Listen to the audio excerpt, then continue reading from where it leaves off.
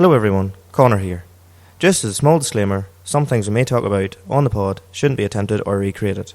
Remember to keep everything legal, keep it between the ages, and don't tear up the ground while you're on the pull.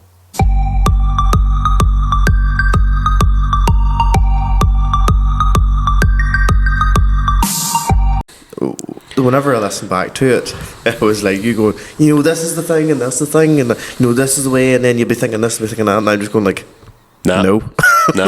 And you're like, really? And I'm like, think about it, and you're like, and I'm like, think about it harder, Michael. And then you're like, I can kind of see where you're coming from, but still. And I'm like, look, I could get it if you're talking about, a man who's doing a demonstration, and there was a fella doing his demonstration, and like, hoof pairing and that, and like, if he had nobody around him, he'd look like a fucking dick. Because you're doing a demonstration. Yeah. Whereas if you're a fella and Michael here is looking at maybe getting a T5 and terracotta and all this carry on, but you want to try and get the Kennedy man on his own, so you can ask that, because you don't want fucking Joe Blogs behind you going, Jesus, did you? There's splashing out there. He's going for the extra colours. Fucking big money, boys. There's some young lad who wants a modern day Fiat, I don't know, like, maybe it's I don't know, a farmer thing, because let's just say at shows like that, if you see somebody and they're standing at a certain stance, you're either judging them or you're going, oh, geez, there's a boy looking at that there, oh no, he advocated for something that's totally different than that. Yeah, I think being from a farming background, we're all inherently incredibly judgmental.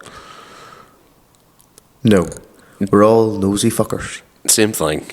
Judgmental, though, is different, I would have said, than nosy.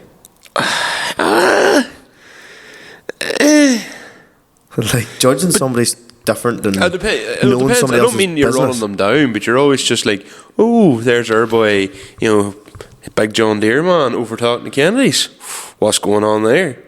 Is that judging? I don't know if that's judging or just...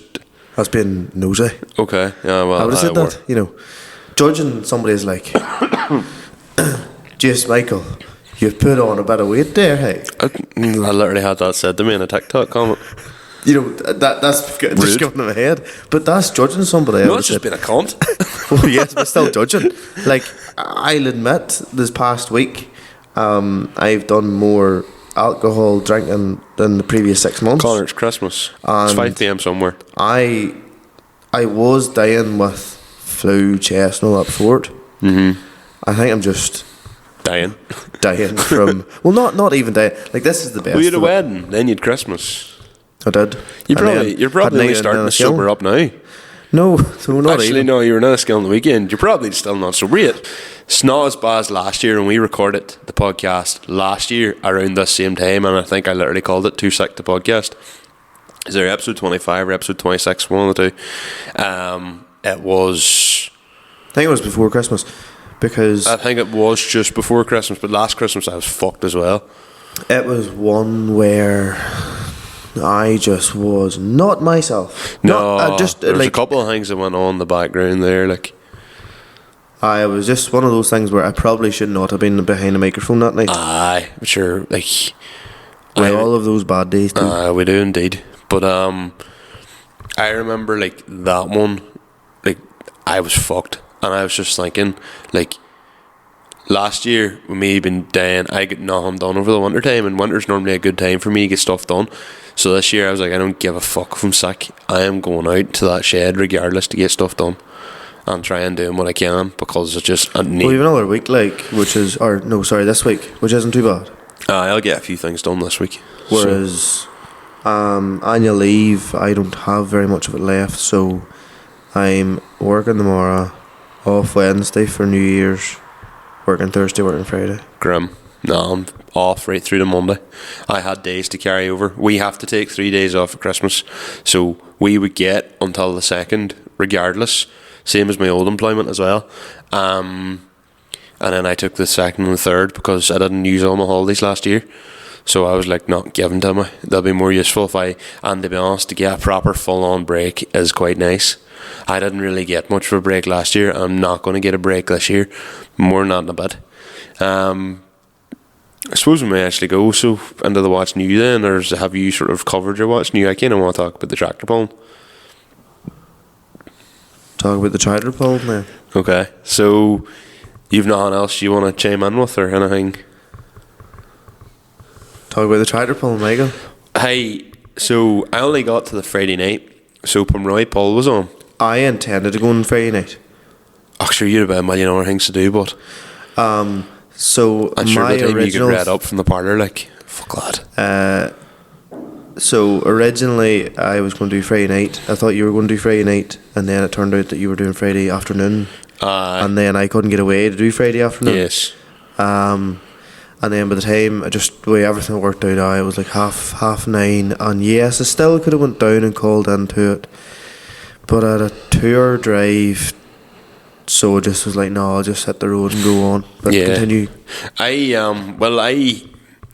gave someone my word that I'd go and play in a trad session, so I had to do that as well. But I wanted to go to the Pulm.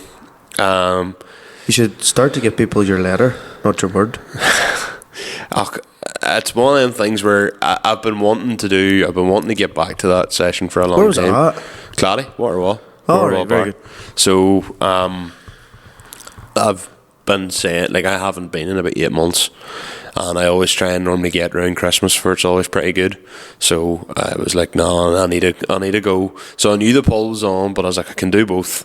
So I went up basically quite early on the Friday. Like, I think I left here like just after 2 and was up at the place for around 3, and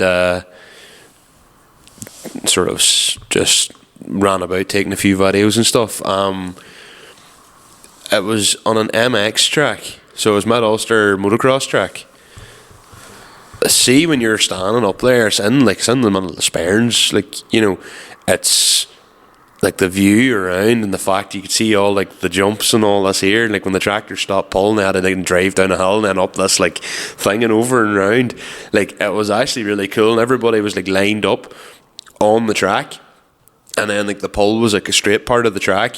And it was like, I was just looking at it, I was like, do you know, like, in Need for Speed Underground 2, your woman says, like, the scene goes so far underground, like, we're racing in places you've never even dreamed of. And that, I know it's tractor pulling, it's completely different, but that came into my head as, like, the scene's just got to a stage, it's like, we're literally pulling in places you would never think of. Like, what's next? I don't know. An airfield. Like, it was like I just looked and I was like, this is such like a cool venue, and Pomeroy seems to draw a massive crowd as well. Like Pomeroy, and we were there in Maytime, the Friday night. It was class as well. Like they got on the Danny Byrne band, and the place was pumping till like 2 o'clock in the morning, and the place would have been pumping this year too. Like, and only like, is it more part of your elbow or something was in the Glenavon as well. Or one of them places. I was chatting to someone else and they said that there's a couple of other things in the town, otherwise they reckon it'd be even more ramped. But it was seriously good. Like, in the night pull is class. Like, just pulling under the lights, it's unreal. So I only really got to watch the 5.5 ton class. But for me personally, the 5.5 ton class is a class I'd be wanting to watch anyway. Because fates. Well, because competitors. And because fates. Because fates. But it's one of them things where, like, obviously I'm not going to make myself out to be this big pulling man, but having now pulled with my own tractor and kind of got that bug too, like, I'm now looking at this, and like, whenever I was at Pomeroy, I was like looking at like, how do they have their tyres set, where are they running their weights, are they weighted on the wheels, are they weighted more out the front end, have they weights over the back, you know, you're starting to look at all that thing, what gear's he taking off, and what's he doing, what's he changing, what's, like, you know, and you're studying it a lot more. And I have to say, like, tractor pulling's interesting anyway, but see, once you have pulled, it completely changes how you look at it. Because is it like you're telling us about your virginity? No, it didn't involve crying at the pulling, so it was alright. You could totally keep that out if you want to, but I just thought, fuck it, this is too good an opportunity No, to fit it in. that's funny. But like whenever you've like, you know what you're looking for now. Hope you didn't prematurely stop whenever you were doing it. Done that the first time round. But a pre-stopping. It was fuck. I could have kicked myself that day too. I reckon I'd gained another 5 meters. Like, but you know, like, and the man that done so Bernie Keenan was who won the class at Allen's Pull in Ballymena. He at the Friday night pull he won as well. As is a fate, 110.90, but she's 30k. So better puller. He had a right bit of air out of his tyres. He had his weight set up well. I was watching the full thing. Like, it was interesting. You know, there's a lot of other people about. Like, you know, like Aaron Connery was in Emmett Sherry's 5150. Bertie Arthur was in his 8210. You know, likes of Aaron Clark and all was down. There's actually 3 5150s in the 5.5 ton class. Dan O'Brien's as well. It's a wicked sounding thing. And then Chris Cartmill's is what he had like he was like still widening his back wheels on Christmas Day. It was all in the group, but obviously I'll forget a lot of it. But like, yeah, I was watching that. Then I was standing chatting with Sam Colnall for a while, just and apologising about the fact that he still hasn't got his merch yet. Because 6 of our listeners lost their merch in the post, so we have to replace that because fuck Royal Mail and fuck on post. Aye. Absolute total balls. Total like, balls. So yeah, we'll have to get on that in the new year and get that all reimbursed. But anyway, it was so, you know, just chatting the usual suspects: Owen Smith, Morton, the Connerys, etc. So it was good. It was nice just standing there. Like, obviously, like, you see the crowd away over behind the barrier, and then there was me basically just free rein to like basically walk where the fuck I want, which is great. That's the one thing, right? And this is not some like. It's just it's. I suppose it's because I was like, if I was there, I could be probably getting away with doing what you were doing. 100%, absolutely. You know. And then I seen folk that went to it on Snapchat, and they were stuck behind the bar. Mm-hmm. You know, and like it would have been deadly. And there was me and you basically near enough having to jump out of the way of tractors. At one point, I think I did have to jump out of the way of someone. Oh, yeah, just because he came up the side to try and can't mind who it was. Was it Aaron Connery? Can't remember. But an interesting thing actually, from the actual results of the whole thing. A Massey won one of the classes, 7.5 ton. Aye, that's Ryan McMullins. Yes, yeah. But it's a 4-pot. Mm-hmm. I thought it beat a 6-pot. Yeah, I only on the Saturday. On the Friday, Sam Cole won in the 7.5 ton class In the 35. Yes, but still, even at that, like, you know, I seen the exact same thing, and I thought the exact same, and I was like, Jesus, Connor's tractor might actually do. But Ryan, I would say, probably does have that thing weighted up. Would you have yours weighted up? Would yours be 7.5 ton, do you think? Ours is 6.4, 6.5 ton. So you'd need to find another ton somewhere. If you were looking to competitively pull weight. I think it's baffling. It's the torque out of the 4-pot. Mm-hmm. For funny, I was chatting to Aaron the other day, and I haven't replied to him from the last thing he said, but he was more or less saying, oh, like, you know, he did really well in the Massey, and I was like, I'm not going to put my own tire down, but I was baffled because, you know, I'd love to see yours pulling, because yours is a sharp tractor. You know, it's at the end of the day, everybody's like, oh, you know, the 6.7 series is the 4-pot, and then the 7.7 series is the 6-pot, and look, the 4's never anywhere near use as the 6. Well, don't know if that's all the case, you know. 6 would normally be renowned for having the better torque, like, but they're very little on it. Like, I was baffled. Like, the torque of mine is not far away from Morton's tractor standard. That's right. 6490. Like, it ends up, yes, tier 2, but whenever he was showing me before it was mapped, the torque either was identical, very similar, or else my own tractor had more torque mapped. You know, still, I was Whenever I look back months ago when I put into the chat the actual dyno thing and charting all of the tractor, no wonder Ali Cook turned around and was like, "That's car levels of torque in a 4-cylinder," and I get it now. It is impressive. I would love to see you out at a pull. But at the end of the day, my own tractor's used every day, and so it's Friday night, I'm sure. If you it's handy to. Well, it's like, how do you get it to Pomeroy at the end of the day? drive it and stick mine on the low loader, and I hand you diesel money. Maybe someday. Maybe this year. I'll have to be honest. I would highly doubt it, but I would love to try or to see, because as you say, a learning curve. I think a Saturday night pull or a Sunday pull would definitely suit you Because better. we have got half ton of weights. Mm-hmm. That's it, to be honest. And there's no front linkage there. But I have a theory in that the actual a weight on a tractor and the front linkage would be far better Yes. because further out. Yes, correct. And I'm not. And the other thing There's I'll a couple say of about boys Ryan's is experimenting with his that. 600s and 710s, and actually the pressure brake, but it's more traction. There's more footprint on the ground, and the likes of the MX track seem to be quite soft and nearly seem to be like a fucking waterbed at times. It was, aye. So really,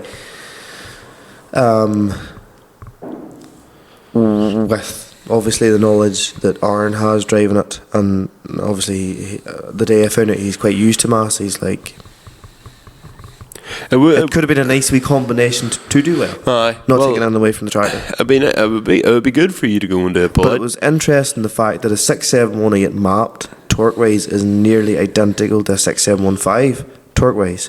It's just the 18 is higher horsepower. But supposedly, my tractor could be mapped to the exact same as what Ryan's is. No bother.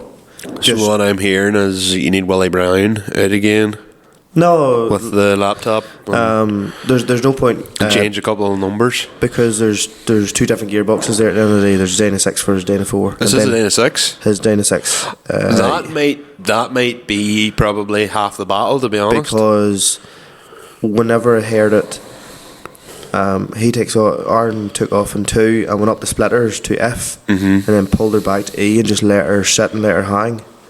Whereas I was thinking, if I was ever doing it, it'd be in 3 and go up 3 A, B, C, D. Oh, too But high. then I would be too high. But then far again, too high. it's fucking sure. If I had done it and I'd tried that there, sure, might have made a dick out of himself. But I would have realised then to go into 2. But then I think 2C or 2D might be too slow. Well, 3A it would clearly nearly worked for the 1.8 there at the weekend. Aye. Well, he done 2E to 2F. And because Dana 6 he is 2 A B C D E F and I've only 2 Pardon A me. B C D. Yep. So in theory, I suppose you could say that, like, if my tractor was Dana 6 taking your tractor up the road, mine in the Glen and she was between 4C and 4D. Aye, we were losing. If I had 4 A B C D E F, Aye. I So probably just could have sat in 4D, no bother. well, we had been 4F. We could have knocked her into 4E and she'd have sat all right. Yeah, because of the You were over revving on 4C and you were losing yes, on it was 4D. like this between the two splitters. Yeah. Anything more to add about the Pomeroy pull? No, I just wish I'd been there for all of it, really, to be quite honest. Same. Oh, the door's getting a bit aggressive. You really Oh, yeah, I buckled that door a bit the other night. did you hit it? Huh? Did you hit it? Not did? the Sierra with big plank of woods all sitting there. Mary has no brakes, so and for an hour what's new thing. Unless, do you have anything else to add before I start my second what's new section? Well, not really, to be honest with you. I ate a lot, and I mean, topical to farmer car related. like realistically, the past week hasn't been too bad with cows calving, and just farming. Had 2 days off. That's good for you, actually. In fairness, that's nice. First 2 days off, fully off since September. That's nice. That's actually quite It good. was very nice. Yeah, I was getting itchy feet though by the end of Sunday. Where's my cows? You're No. institutionalised. No, it's not even that. It's like, I need to be doing something here. You know, it's not like whenever you're so used to an evening milking. You nearly probably had guilt come 6 o'clock. You were like, oh, did I? Fuck, no. But it's more so, I'm looking forward to tomorrow morning then. fair enough. This morning I wasn't looking forward to it. Like, you know, fair.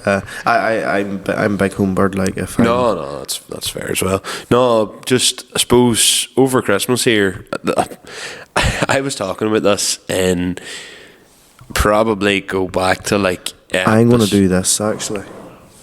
Probably not a bad idea.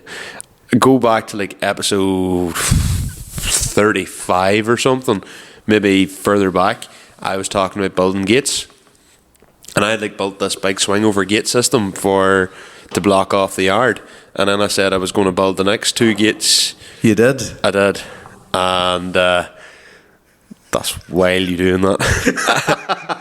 I started building them in April. And is that right?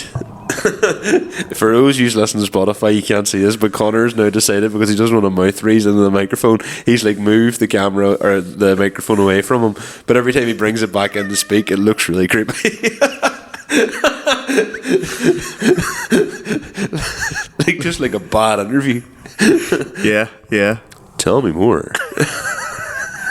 It kind of does feel that way, but it's well handy. That's just why I sit back like that. At least you know what I'm going to speak, to be fair. Well, that's true. But that's why looking you doing that. But so it's well looking, or no, like just seeing you constantly pulling it in and out, it's off-putting as fuck. Like, why did most people put you off when they pull things in and out? yes, Fair enough. but so like I'd started building them in like April, and I was like, I need to get these done, and then like never got them finished. So like They're the ones I parked the car beside. aye, well they're now done. I just have to hang them, which will be tomorrow. Aye. Nice. Nice. So they're massive ignorant gates, and of course then trying to take them out today. Mary, I can't see shit out the window. Wiper doesn't work. Was it raining? It was muslin, and Okay. then I've no brakes. You're a wild man, right? Just don't hate me for saying this, but you drove out with the Bora for ages. Yes. And every time I jumped into it to go anywhere or whatever we were doing, buy a fucking set of wiper blades, because you couldn't see out one side, and it was my side. And to be honest with you, shit like that would annoy the fuck out of me. Had to buy wiper blades for the Amarok there recently too. Like, literally, if a fucking bit of dirt gets trapped in the wiper blade and it leaves a line in the window, I'm like, I get out and rub the fucking wiper blade, take the dirt off it. Yeah. Shit like that should annoy you. It should do, but it doesn't. But I couldn't see. The vision wouldn't be great with them anyway, to be quite honest. She's not really a good pallet fork tractor, to be quite honest, or pallet fork loader. Like, you can't really see a wild lad round the headstock. But she's good for bucket work. How? Just a dog. It's just good hydraulic power. Slow, but she's just got good hydraulic power. But a couple of things up with Mary. So Mary has no brakes, because No visibility. well, visibility I can fix. I need it. There's What go to specs? no. I'm gonna try and figure out the wires to the wiper motor, and I'm gonna run it. I'm gonna run it to a new switch. I'm gonna put a full. So I have all the lights. I'm gonna create like a full new switch box for it. To be fair, what you probably should do is just bring that in, see once you make your gates and or whatever, and just spend a weekend. Well, originally I was gonna. So my shed down where the lift is and all, where we used to originally podcast, during Storm Dara, it got buckled. Did it? And yeah, and all the tin came off it. So that door's rotten. The bottom thing's rotten. That was to be my next plan. Once I finished these gates, I was going to rebuild that door. the door here to this shed as well is not great either. The bottom of it's rotten too. It needs fixed as well. But I was going to do that, but then like see there the day trying to lift them, like just trying to drive Mary and like even trying to lift the things. I have no. Just it's a lot of stupid wee grams. Like the brakes is a bit dangerous, to be quite honest. Like you wouldn't let anybody else drive her because they don't know what to do. Also, like I have to like basically change her from reversed and dump her into forward to like stop, and that's really bad in the gearbox. Them Chrysler gearboxes do not like it, so you could end up creating bigger problems for yourself down the line. So my brakes originally came, she burst the slave cylinder there last year. That was alright. I put 2 new slave cylinders in it. Brakes were fine for about another 2 months, and then just I have a pedal, don't have a pedal, have a pedal, don't have a pedal. I was told it's master cylinders. It's a bit of a Land Rover. It's £29. There's 2 of them, so easy enough to get sorted. Like, so I need to pull her into the shed and just give her a good, same as what I did with the lights and all last year. Like, putting the lights on was one of the best things I ever did. Like, even there the night, like in the winter, and like reversing through the yard and like trying to hang them gates. That's another thing. She drops the boom. That's really fucking annoying. She drops the boom, and so you're telling me that has great hydraulic power but can't hold the boom up? Yes. That's really like contradicting. Yeah, she just lifts. Phenomenal. And lowers it herself. Phenomenal at lifting, just doesn't hold.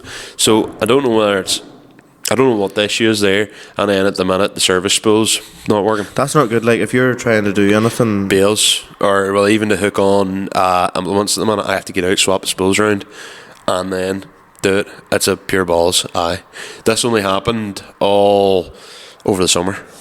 So yeah, I have a few things she does.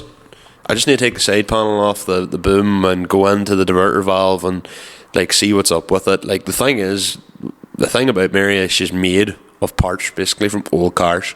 Aye, but you'd probably be old better Ford tractors. Leave her with somebody that knows what they're doing and leave her right. Probably, but I don't mind sort of half learning. All that stuff is handy enough, like to within reason. Yeah, obviously you take the hydraulic block off and I'll maybe have to see if it's something getting that done up, or maybe I can just buy another one if it turns out to be an off-the-shelf part. I don't know. Maybe you can get an off-the-shelf part to fit it, and all you have to do is make a couple of adapters. It could be easy enough done. The brakes, I'm still not sure if she's 4-wheel braking or not, or if she's 2-wheel braking. Maybe there's another thing needs bled on her somewhere, and maybe that's all it needs. Maybe it just needs bled out. I need to put she's stuck on the low box. I want to have the 2 boxes. I want to have high box and low box, although I'd be scared nearly to drive her in high box. She's fucking wobbly. You could just get somebody to have a good look over her. I could, but then the problem with that is, and I've thought about this, yes, it's great having someone who knows what they're at to look at stuff, but she goes up there and sits for 3 months, whereas if I do things incrementally where I know, okay, I've done the brakes, but for instance I still haven't done the boom, I can take her out, use her, put her back in the shed. That's the difference. Because I'm fairly enough mechanically inclined, I can have a good stab at fixing her at this point. So, but if it gets footery, then get fucked. But Mary needs a wee bit of work, so Mary's going to go under the knife here at some point. And then I'm looking at her now as well. Now that the Sierra is turboed and finished, and the Sierra or the I'd hate to see you at Beck as something wrong where you'd be like, I'm kind of mechanically minded, it'll be alright, and you'd be like, get the fuck, I want a doctor. No, I just do what I'm told when it comes to that. But I'm now looking at I've looked at the car, and I'm like, okay, it's done, it's turboed, it's great. Turn around and look at the Fiat, and I'm like, okay, it's done, it's turboed, it's great. And I look at the Cat and go, Mittens, you're maybe due a turbo. And then I look at Mary and go, Mittens has already had surgery. Calm down, would you? And every time you look at her the wrong way, she tries to bite you. So I was thinking of actually making a TikTok out of that and still might yet. Of when you've turboed your car and tractor and you're looking for the next thing to turbo in the yard, it just zooms around the mittens. But no, so Mary needs a wee bit of doctor, and Mum was saying, well, what do you think? She's like, you probably need Mary to put up the shed door. And I was like, yeah, I mean, it would be useful. Although I've put up shed doors without it.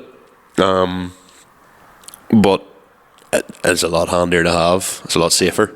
So I think after I get these gates hung tomorrow, Operation Taking the Mary's probably going to start happening. The next, suppose, before we get on to really the main questions and stuff, we kind of hashed this out in the last podcast, and then I took it out of the edits because we didn't get a chance to really properly talk about it. So we're into our third year now. in a month's time. But because of the way it was episode 50, I just say that I would just call it now that this is basically the third year. Instead of 26 episodes, it's going to be 28 episodes before we do probably the third year podcast. You know, we're basically into the third year now. Like the slate was cleaned after that last episode. Yeah. So I suppose we're kind of talking about what do we see going forward. You know, what's the plans really for this year? What's the story for this year? Suppose anything you want to really chip in and add before I go on another big fucking monologue here? I was about to say, for Michael to fuck up and let me speak for a minute or two.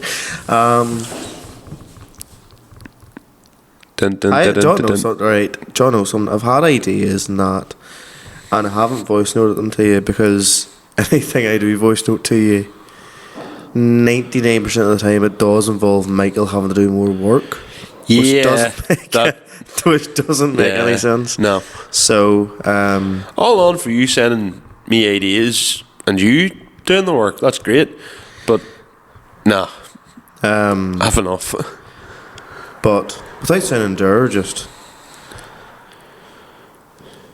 I don't really see much madness happening in 25, if I'm being honest. I'll tell you. So, yes, continue to do this. And yes, attend some events. But, I know just with being, between farming and having full-time job and all that, at the end of the day, excuse me, this is third priority.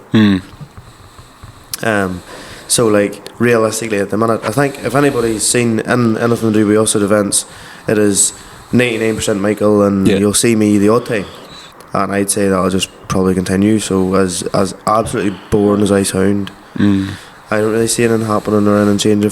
If it wasn't for Michael, essentially between guests and organising with him, putting himself out there to get guests, him editing everything to look good to be able to get guests, him contacting people or people contacting him,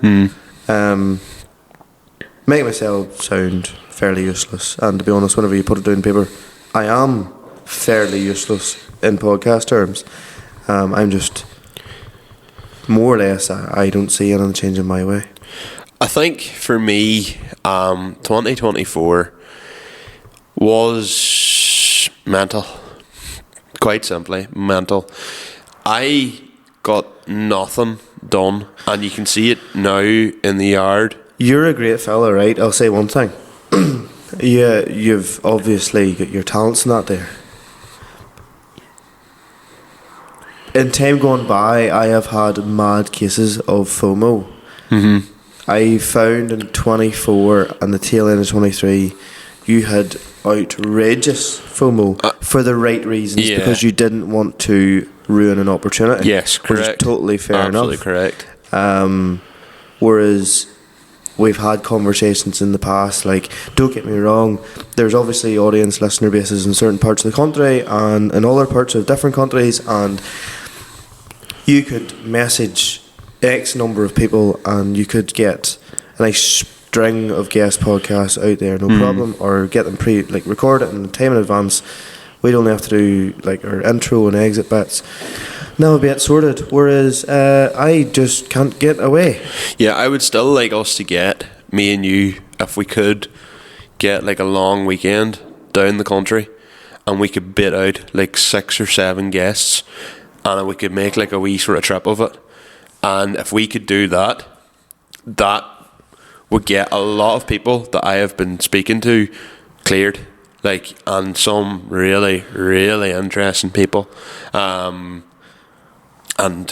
fairly famous people as well.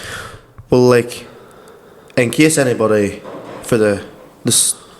anybody who's out of curiosity wanted to know, like, I've had the thought of, you know, would it be, because a lot of the time, my God, it sounds like there's something stuck in my throat. So whenever you're talking about stuff, it's obviously Sierra 110. There's a video in the 110 common. You're obviously doing the video for Tully Roan and that. Mm-hmm. Bar you telling us you have 4 cows, and bar me telling people I'm a dairy farmer. No cows at the minute, but there's nothing to do with farming. So like, but am I ever going to get time between that to do like farming content? No, realistically. And I've been hand in hand and that to see like, is it feasible, and at the minute it's not. But I think a lot of your problem is you just think people don't care. No. And I have that same problem. People have said to me, like, why would you not post that? Like, 'cause people wouldn't give a shit, and they're like, but they would. That's why, like, the only reason I'm doing a video of the 110 now is because, well, it's very technical, but on top of that, it was like, well, you should do something. Get yourself out there, you know. I suppose, like, I don't know, is it, you sort of just get into your own, routine or rut, and, like, I don't, like, it's like posting on Facebook and that there. Like, as bad as it sounds, I say if I'm on the farm all day, I might look at my phone once in the morning. Well, that's true. Any other time I pull my phone out it's to look at the reply to stuff and all. No, not even the heat detection app. Okay. Oh, is this count heat or is that count heat, or remote desktop, and to see looked at that cow in the cubicle. She's not chewing her cud. Fuck. What did she give the last few days? Has she something wrong? Where is her feeding down, or is there some like? And then you could have, you could be at work and you could be getting a phone call, just everyone's busy, and then you completely forget. Yeah. See, for me, and I like to, whenever I'm finished in the evening time, just phone goes down and I don't really look at it. Bar YouTube. See, for me, it doesn't stop. The podcast for me never stops. It's in my head 24/7. But I have learned something about yourself this year. Very much so. So Michael's the type of person who, like anybody, he's only human, he'll give out like fuck. But by God, Michael loves to be in control of things. Mm-hmm. Which is a great trait to have, because at the end of the day, we would not be in episode 51. Well, I was going to say, you said that, but if I was, and I don't mean this to be rude, and you know exactly what I'm going to say, but if I took the same approach as you, like, we wouldn't have that direction. No, we wouldn't. I am fully agreeing with you. Because I know where I definitely fall short on. I wouldn't say it's fall short. It's not falling short. It's just... See, past 10 o'clock at night, I just become stupid. Unless, so did I, to be fair. Like I've always, whenever I was at university and out there, worked under pressure, but like, I do not want to be waking up at 3 o'clock in the morning to fucking edit a podcast so it's out that Sunday morning. Whereas, that's the shit I pulled. That's the shit I would pull. But no. Because there's a drive in you to get it out every fortnight, and the police people. And sometimes you sit there and you do think, my biggest problem is I'm wild from comparing myself. And like, when we first started off, I really need to jump that door. When we first see Mary can fuck off for a day. That there needs sorted out. Even John knows them. C2 tech screws. and a bit of fucking rubber. Bump stop, be grand. Nah, a bump stop would do alright. Yeah, that would just be like, not. That would work. Or a bit of wood jam, then probably do the same job. To be fair. Or rubber bump stop. And you wouldn't have to jam with it's it. just going to get a complete. It might actually take you up on the idea of putting a wee door in it. Because then you can do. I can just go and do the other door and just lock it, like have it locked. Aye. But what was? You threw me off, or did I throw myself off? Oh, you threw yourself off. Threw myself off. No, like it's okay not to be okay, Michael. I'm well, like I get well anxious about, like, you know, thinking I'm not doing well enough, and I would be wild for comparing myself, and, like, you know, I look at the ratings and I look at the views, and I try not to look at them too often, to be honest, because sometimes you look at them, you think, Jesus, that's great, and other times you look at them and go, well, I don't think we're doing any better than we did at the very start. But you have to. One thing I've definitely found is, some folk would listen to us for certain episodes. Some folk would listen to us for 10 episodes. Yeah. And then get bored. You find, and then you have serial listeners like Porrick Leonard in Australia, who knows more about me than I do myself, and who gave after me because I said I didn't know your fucking middle name. Yeah, that's one right. time.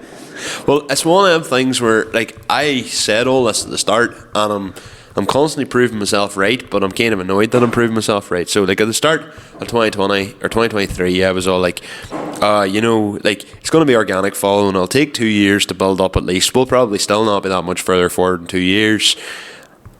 I don't know whether we are or not. Definitely in terms of rubbing shoulders with people maybe in the higher echelons in social media. Absolutely. Bottom of the ladder, like, but still in that next level. Whereas obviously when we came to the table in 2023, we were nobody. We sat down there at the table back in the day, and you were like, you goes to me, you know, I've done all the list of topics, you know, we could do blah blah blah, we talk about this. Imagine we could get like fucking Donkey on Donkey 262 or Scott Farrington, or like even like the big names like John McLean. You know, imagine we could get Farmflex on. We're like, oh, that could be 3 years time. You don't know when that could ever happen. And now, like, there's a serious relationship built up with a lot of people. Yep. And to be honest with you, it's fucking, like, I'd say there's folk I've watched on YouTube drive for certain people and do things for certain companies, and I could tell them anything now. You know, like, actually built up real good friends, to be honest with you, which is fucking deadly at the same time. So regardless of how many people listen to us, it's deadly that you have that side of things. Will the podcast ever make money, Michael? For anybody's asking, no. I don't think so. No, we are in severe negative equity for our bank accounts, which is not that bad, but it's not great. Our merch is really good quality, and we don't make enough of it to really make any money out of that. Look, we'll not get too bogged down in money. I would like to maybe reach out for sponsors, but this comes back to the whole thing of confidence, and I still just don't know, like, if I have the confidence to go and ask someone, do you want to sponsor the pod? Because if they turn around and say, like, what do they class as good? What do they class as bad? Are they going to turn around and laugh at me? Are they going to turn around and say, you're worth like £10 a month? And I struggle quite a lot with rejection. So for someone who puts themselves out there a lot, as you've hit the nail on the head, I wouldn't say I'm a control freak, but I do like being in control. The best way to put it is, this is a podcast with two people. One person who's very much out there, who doesn't mind, sort of, obviously, right, you've just described yourself there, and then the other person is never really available, bar in the evening times. Yeah. But we'll do any evening you want, realistically, within reason. And, like, essentially, you know, could you imagine, like, some of the different, like, two Johnnies, for example, where Johnny B can go everywhere but Johnny Smacks can't? Be a bit weird. You know, whenever the two is a joke. But it's just the situation that we're in. It's just, when I look back to what I set out to do on episode 1, I could nearly go as far to say I've achieved that. Like, to establish a base, check. Now, make money? Absolutely not. I haven't done that, and I thought we probably would have by this stage, but we haven't. We have a very, very... One thing I've noticed is we have an absolutely incredible fan base. Very loyal people. Really, really loyal. Now, I did suspect that at the start, but like, you know, I be chatting to a lot of the listeners daily. They're people who I just have the crack with now, you know, and like there's a lot of ones would like just message you and be like, well, what's the story, how's this, blah blah blah, and like there's some people who are just really good yarns, and like the likes of your Parag Leonards and your Morris Haydens and all, like, you know, Reese Bruce example, like, you know, people that have sort of been on the scene, probably Andrew Muldrew as well and David Hearn have like been on the scene from like episode 2, commenting stuff on TikTok, and now you're chatting to them like all the time because you've kind of just built up that relationship through the pod, and then, you know, as time goes on there'll be more people come along, and like Ahiol, for instance, there standing in Ahiol in the middle of the summer last year, like how many people come up to us in Ahiol? Now bear in mind, we for a long time were like 3 people, 4 people listen to us. There's 6 people come up to us in that field. Now I know that doesn't seem like a lot, and if you're Gareth Gult, you know, Grassman was there, everybody knows him, but for us, like, there's a lot of people coming up to us. Well, I say 6, but that's people coming up and going, "Jeez, you're far from home," and "Jeez, oh, I listen to your podcast." Like, you know, that's 6 people who come up. How many didn't but knew, you know?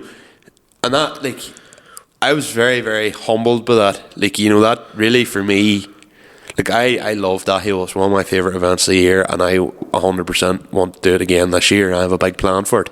But it was stuff like that, you know.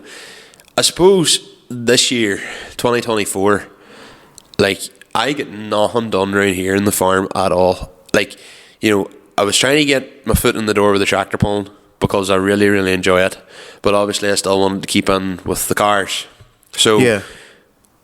if I wasn't fixing the Sierra, or trying to get something done to it to try and get it to go to things, and even the Sierra didn't, like, over the summer the Sierra was basically no show for 2 months, but like every weekend in the summer I was either away helping out with something or volunteering to help someone with something, and it was all exposure, you know, and I was doing it all for exposure, like, and standing there with the hoodie on so that people would see it.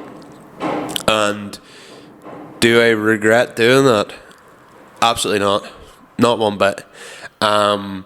Like, walking through the pits of LZ Fest, and Chris Brady came up and started chatting to me and said, "Oh yeah, no, I listened to your pod," and all, and like me nearly having to be picked up off the floor from being like, Jesus Christ, like, you know. And through Chris was able to chat to Sammy, you know, got on like through LZ Fest, got chatting to Darren from Dirty Drifting, you know, on the pole, got chatting to like Donkey 262, you know. If probably could have maybe had a yarn with Farmer Full if we really had the time, you know. Different things, like, you know, different people, like, as I say, like, you know, for us chatting to John McLean at the start of 2023 would have been like, holy shit. And there was us sitting there in 2024 on the pole going, right, Michael, Conor, you pair packing the tractors, like, you know. And we got really good feedback from that. Really good feedback in that. From those that knew that we helped out to that regard. So, like, there wasn't a Saturday. And then obviously Saturdays, if I'm running about doing stuff, I would see the missus on a Sunday. Yeah. Because, you know, I have to maintain my relationship one way or another. So, like, at the end of the day, you did kind of... I did propose, like, so, like, I get nothing done this year around the yard at all. Wee small bits and pieces, but like the gates is a perfect example. Now it's taken an hour. You wouldn't think it, but the amount of work to making them gates, or maybe it's just because I have the attention span of a fucking mouse, that it ironically, and you're shit at answering your phone most of the time. Yeah. It turns out I was in silent for like 4 days in a row, like full silent. But I was like, trying to get that sorted and trying to do all that, trying to get everything welded and messing about the gates and trying to get everything lifted and laid and all that there, and just all these different bits and pieces, and you realise how much time that stuff takes to do. And so, in 2025, Michael, in regards to limited slip differences, where do you see it going? guests, very guest heavy. I think we have done a hell of a lot of groundwork last year, and saying and going to all these different places, and that's why I don't regret it, because it put me in the firing line. Like, even you take Darren Mellon's toy drive there, you know, standing chatting with like Donkey 262, Kirsty Ward from Grassman, Aidan Gore, who will not come in the pod, so I've said I'm no longer going to ask him. Big sad. Like, you know, Sammy was there, but didn't really get much of a chance to talk to her. But you know, it's all them people. Like, for instance, Kirsty Ward, someone I'd be very interested in chatting with and having on the pod. And there's now another contact just from being in the right place at the right time, and I suppose being there, you know, and like that happened in so many times over the years, or over the last year, with just different opportunities coming up. And then obviously, you know, we did a big push on TikTok as well. TikTok takes up a lot of time.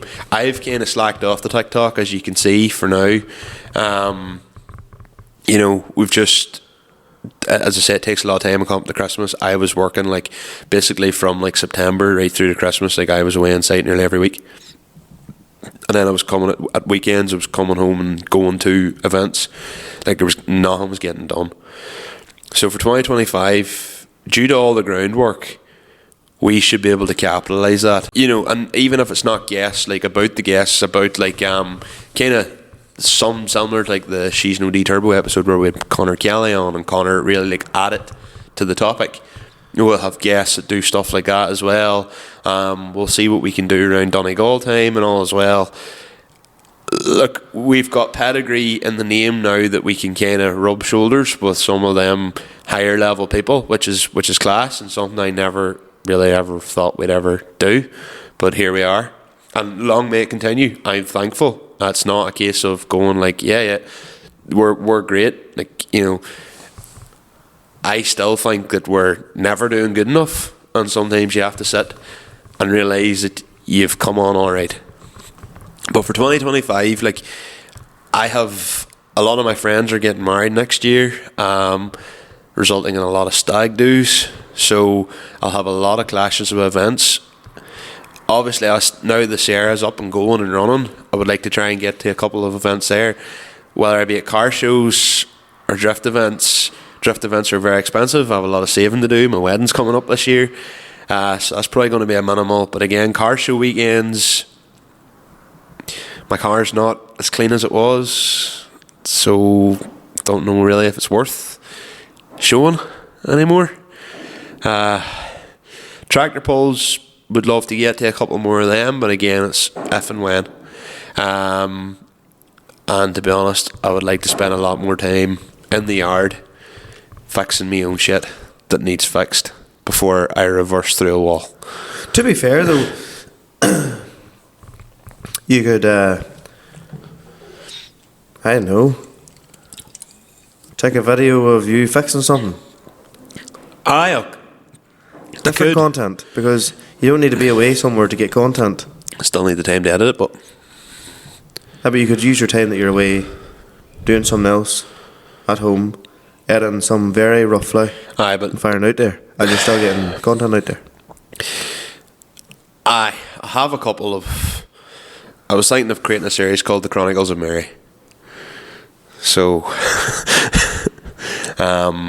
stay the same as it has been. I think the level of guests we have next year will elevate us. It'll keep us moving forward without maybe having to do all the dedication of running around the place, because the guests will nearly do that promotion for you, if you know what I mean, which is the way everything naturally goes. But without further ado, Michael's told us his life story in a nutshell.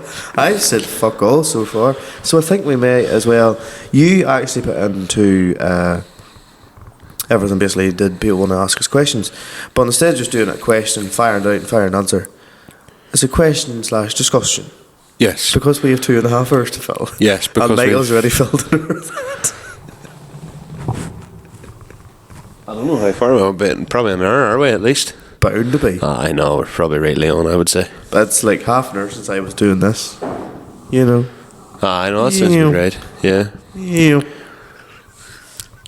If you're, again, Spotify, Connor's doing the moving in and out thing. Yeah, well, look, we've a heap of questions to go through. But that was the idea, was to get questions and, I suppose, cheat a bit. So do you have yours there? I do. Your hat's bald. Yeah, my hat's bald because someone, I think, fucking cut the bubble off it at Tyrone. Yes.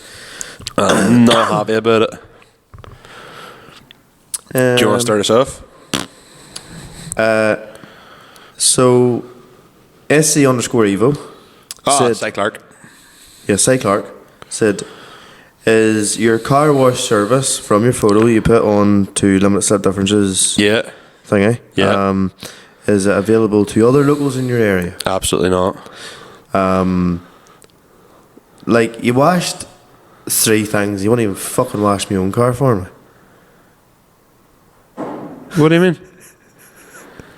I just had to get that in there to see your reaction. I put a thing was I put up a picture of the Sierra, and the only bit that was dirty of the Sierra was like the back, which you couldn't really see in the photo because of it spinning out there trying to get into the shed. And the Amarok and the 110 were completely bogging when I put up the photo saying wash time, because it looked like the Sierra was clean. Jack McGarry and Connor Kelly were straight in that going saying, I suppose you forgot about the Amarok. Connor Kelly said, you forget about the Amarok and the 110, and Jack McGarry goes, you leaving the Amarok to next year then, or what's the story? And I was just like, you cheeky bastards. The first one I've got here is Callum Evans 97. Would you manual swap the AS300 and have it as the podcast diff car promotion? I have literally been at you to fucking do that. Yeah, with what money? With what money? Yes, with what money? You blow money like it's no tomorrow. I really don't. You did a bit of work to the Sierra. I've actually spent very little on the Sierra this year. I'm taking the piss. I think you should do it, to be honest. I'd love to do it. I just don't have money. It's not that. Oh, you do have money? I have a wedding to save for. I know, but right. So, for anybody's information, in the background, I have been constantly at Michael to do this. I would love to do it. I would love to do it. There is a lot of the pieces of the jigsaw are here. Yes, but we've done this in the assumption that we could get my car out and sold. If my car doesn't sell and I've spent a rake of money trying to get that thing built and get it, I would love to do my 300 and manual swap it. And if I didn't have half the hassles I had with the Sierra, it would be done by now. But, like, the aim was to get the Sierra finished. It's now. So is a 300 not going to be manual swapped? Oh, it is. It's just there's more important things to do right now than it. Such is this pre-wedding or post-wedding? It's going to have to be post-wedding at this stage. Oh, fair enough then. Well, Donegal 2026 then. I would like my own car there for 2025 this year, like. And then is she going to be retired? Sarah. No, I would the P100 lad. I would like to keep driving it, the likes of like drift games, and have it I can take to the porter on or something. What I mean is retire as in like you're only going to drive at the odd time. Oh, I will. That's basically the way it is now anyway. But look, she's set up, she's mapped, she runs right, she runs well. Just as long as I keep on top of maintenance and, pardon me, let her warm up. But like this year with the mapping and all that there and all the other issues I had, sure, that was a right fortune of money. The 110 was through the farm, so that's nothing to do with my finances. It's okay, we don't need the tangent. So you're going to get around to it at some point. Yes. And then you'll sell it. Maybe. To be fair though, for all intents and purposes, it would actually be deadly if you had the disposable income to do all that, kit it, and then just enjoy it and then flog it whenever you want to. Aye, Because look- at the end of the day, you're not making any more AS300s. No, look, and it's not losing any money sitting where it's at. No. The idea would have been do it up, sort it, and then sell it, and then start the Cavalier, finish it, sell it. But The Cavalier can be 2027. Cavalier will be 2030 at this stage. The thing is, at the minute in this economy, no one's buying. So the original thing was, I could get this done. It depends what it is, though, because people will still buy certain things. I don't know. I would rather have the money in my bank account for my wedding than putting it into that and being left short. So what you're saying is, post-wedding. Yes. Okay. That would be the plan. Well, that's a good discussion. That would be the plan. I feel like we're getting to discussion side of things out there. Have you your next question? Oh, I forgot about that. Angus 7810 has said, if you were to buy a sailor's fleet, what would it be? Has to be kit newer than 2015 for fuck Michael and the Fates. Well, I didn't say I said for Michael, so no Fates.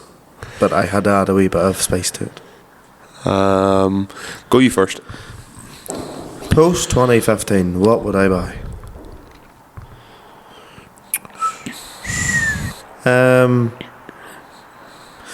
Honestly, if money was no object, probably say Chrome 780 or a Class 870 or 880. Probably 57719S's. And all of them in 600s and 710s just to look tidy. Next editions with the black grills. And they're all VTs, so they're all easy drove. Yeah. 457S because there's absolutely no need for it, but sure, what the fuck. Paid of Donnelly 20-foot trailers, 4-rotor wreck, big M450, and then just cry because all I'd be doing is paying off debt for the rest of my life. So post 2015 for me. I wouldn't have a 7S.190 because I don't like the look of them compared to the 7719S. I don't know. I think if I was to go for a new kit, Kennedys are great backup on the harvesters, but Would you have much experience with it back up there with just harvesters? from, well, Like- even from McLean's and all, like they all run John Deere's, but you know, New Holland harvester. but New Holland, like John Deere harvesters would be dear. Aye, they would. So I don't know if the New Holland harvesters that dear. I don't know. I would find it very, very hard to walk past like a 630 Crown or even like an 870 or an 850 class. Yeah. You know, because like an 870 class is still going to push 50-foot rows all day long, no bother. I think in regards to mowing, I would probably, I don't know, I'd probably end up getting a bidding more between Counds and Kennedys, and either going for a fleet of cases or a fleet of New Hollands. But I'd probably go for like, you know, like it'd be either like probably like what Puma 225 or 240 Puma versus like say a T7 270 Blue Power to go on like butterfly mowers. Oh right, I was about to say fuck, you're going for big tractors, but okay. go No, ahead. and then it would either be like your T7 210s or maybe like a Case 155. You know, sort of the same. I don't know, I quite like the cases, to be quite honest. I would also have a notion though, if any New Holland I got, I would have them wrapped terracotta. Okay, yeah. It's just a notion. And then I would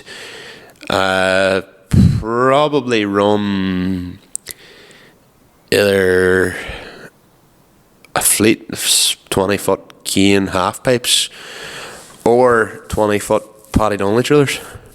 Okay. I like the Donnellys myself, same as yourself. It do like the Red Rock, so that big 2020 that Rory has is savage. But you'd want some with a bit of weight in front of it to pull it, you know.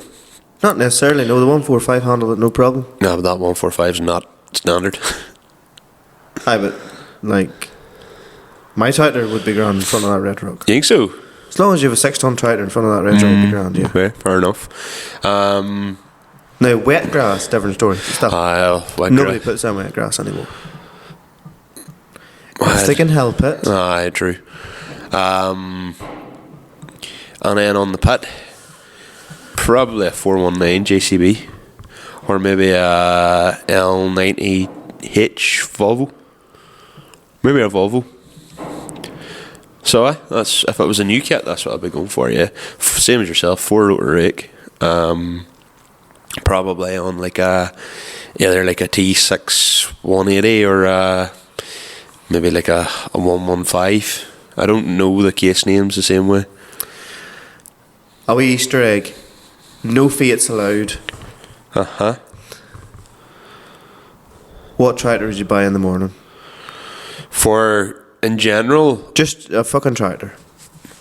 And we don't need to spell. Just name a tractor. Yeah, you're gonna have to give me context. No, here. Just buy a tractor. You want to buy a tractor in the morning, but you're not allowed to Fiat. What would you buy?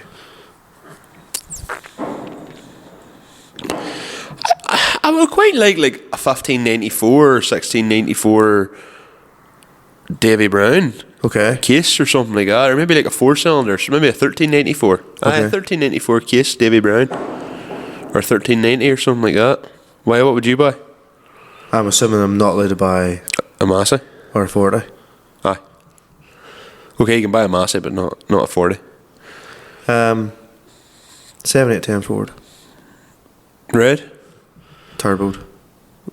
They're just. There's cool. Something about the smaller frame just looks cool. So Jeremy Holland's tractor. Aye. Yeah. More or less, but I would have it more looking like what the Clark brothers have done with theirs. Theirs is class. We front linkage and nice wide tyres. Theirs is class. There's a lovely looking tractor. So. Go ahead. Peter 3350 preferred brand of brown boot. I can't afford RM Williams, so I have a set of Superhamptons. Quite like them. You're a Blunston one, aren't you? For work boots, because most of the time I'm just walking on them every day. Blundstone I found I like them over Hogs. Had Hogs before.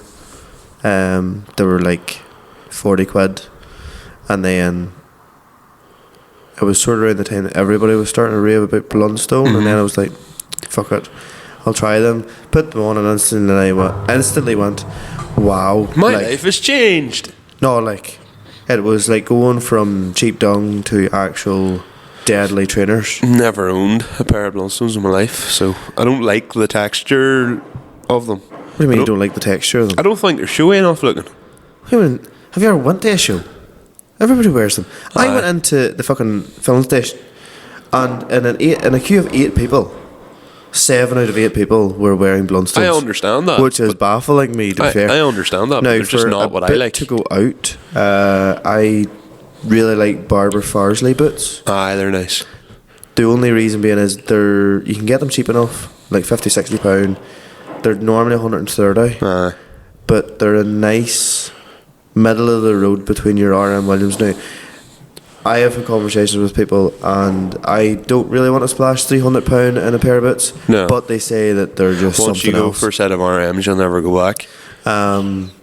Allegedly. I don't have a pair either. I actually have a pair of like dealer boot style Doc Martens. They're not dealer boots though. Dealer boot style. But they're not dealer boots. They're not dealer boots. They are Chelsea boots. Aye. They're like dealers for townies. Well, they're kind of like playing match at 6, My Chemical Romance at 7 kind of vibes. They're definitely not dealer boots though. I like them because your Superhamptons are dealer boots. Yes. But your Doc Martens are. Nah, they're more Chelsea. You're just being trendy. I like them. I do like them, and they're hard. They are hardy. They are hard wearing. That's not meaning to say I'm dissing them. No, I know they're not your standard But that was the idea of buying them. It was like, you know, your farmer style boot, but a bit alternative. Like, that was the whole idea behind them. My whole office done the same. Like, that's what the rest of the boys run as well. We all just did the same idea. So, I mean, I've had my docs coming up in 4 years now, like, and they've stood the test of time well, and they have been a lot of places. I think I have these a year, and that's my second pair, and the others lasted 2 years, and I only changed them because I fancied a new pair of boots. I would like to buy another pair of boots at some point, but if you had to buy a pair of boots in the morning, what would you buy? Oh, R.M. Williams. If I had the money, I'd go and buy a set of R.M. Williams just to see are they worth what they are. If they did light tan, R.M. Williams are like you know, not light tan, but like light brown. They probably do, but again, and if I had the money, yeah, I probably would try them. Yeah. You need to stop putting your phone away. Don't forget myself. So, Kerry _78 said, anything big planned for 2025? There actually are a couple of things. To be honest, if you're listening to this, Kerry, Michael has spent half an hour telling his life story about 2025, and then he added a wee bit about 2025. I actually haven't a fucking clue what is big plans for 2025. The tractor run, all been well. Yes. My charity, a couple of charity events, and possibly a cars and coffee. Possibly. I don't know. There was something in me that was just like, I wouldn't mind doing a bit of like farm content, because you should. I'll tell you why. And you could edit it easy enough on your phone as well. I'll tell you why. It's the fact of, I'll probably not do it, but like, that's just another discussion type of thing. But like, everybody knows you for the Sierra and the 110, and I'm like, nobody really knows me for anything, if that makes sense. I just talk about it. So I think you should put yourself out there, like. But then at the same time, I'm just happy in my own wee bubble. Suppose it just comes down to what you want to do. Maybe someday I'll grow a set. We'll see. We'll see, is right. Cian Dawn has sent me early spec or late. I assume that's referring to twin cams. For me, it's going to be early spec, 84 blue. I didn't even know this was a question for a long time, because I didn't know the difference. But yeah, no, early spec. The slatted grille just looks so much better than the glass. And the limiter, do they say in the 84s are far nicer? People would say the 84 limiter is a better limiter. You can tell a bit of a difference, but to be honest, if I owned a twin cam, I'd have a 20 valve on her. Really? Yeah, oh yeah. Why? For a bit more torque. Seamus Fitzgerald's sounds class. It's got that throaty sound off it. I am about as Irish when it comes to twin cams. Revos, something over black. I think, to be honest, if I owned a twin cam, I probably wouldn't go down the rate that. No, you would bastardise the twin cam. I wouldn't. I wouldn't go down the route that Shamfats did. I really, really appreciate what he's done, but probably an 84 blue, to be honest, on a set of Revos, I'd be more than happy to have bastardised. I've really bastardised the car. I look at my own car and think, Jesus, sometimes it'd be nice just to have a set of cozzies on it. I seen your car in a TikTok there, I rewatched not that long ago, and do not change the body clubs, because I actually said the thing down the ground. Like, don't change them, please. Because I was sitting across from it this morning. I jumped in the tractor and had the car pulled out, like sitting in the yard, and I was like sitting side on, and the way I have it now with the front sitting low, I just looked, I was like, that shouldn't work, but it does. Yes, I wouldn't change it. I would like dish again, but no, you wouldn't. Honestly, stop thinking that way. Well, put a fucking manual gearbox in the on thing. Well, I would only do that. I have to sell put dish in the AS200. Works for it. You could put dish in her. No, I would like to build a set of wheels at some point for the Sierra, but it's not going to be anytime soon. The body clubs will be on her for the foreseeable. I'm just going to have to do something with the rear. May have to go to smaller spacers. a 15mm maybe instead of 20mm or even 10mm because I'm decambering the rear. So I might have to knock the entire back out and put in extended studs for longer spacers. So fun times ahead. Right, you have a 10,000 budget. You have to buy a car and drive to Nürburgring through the Swiss Alps and France. I assume then that means what would you buy? I'm looking at what I'd buy. I'd buy a Type R. I'd buy an EP3 Civic Type R. Strip it out, a set of bucket seats, and do that. 10 grand. So, say you bought yourself a fairly clean-ish one that you knew the history on it. Pick it up for what?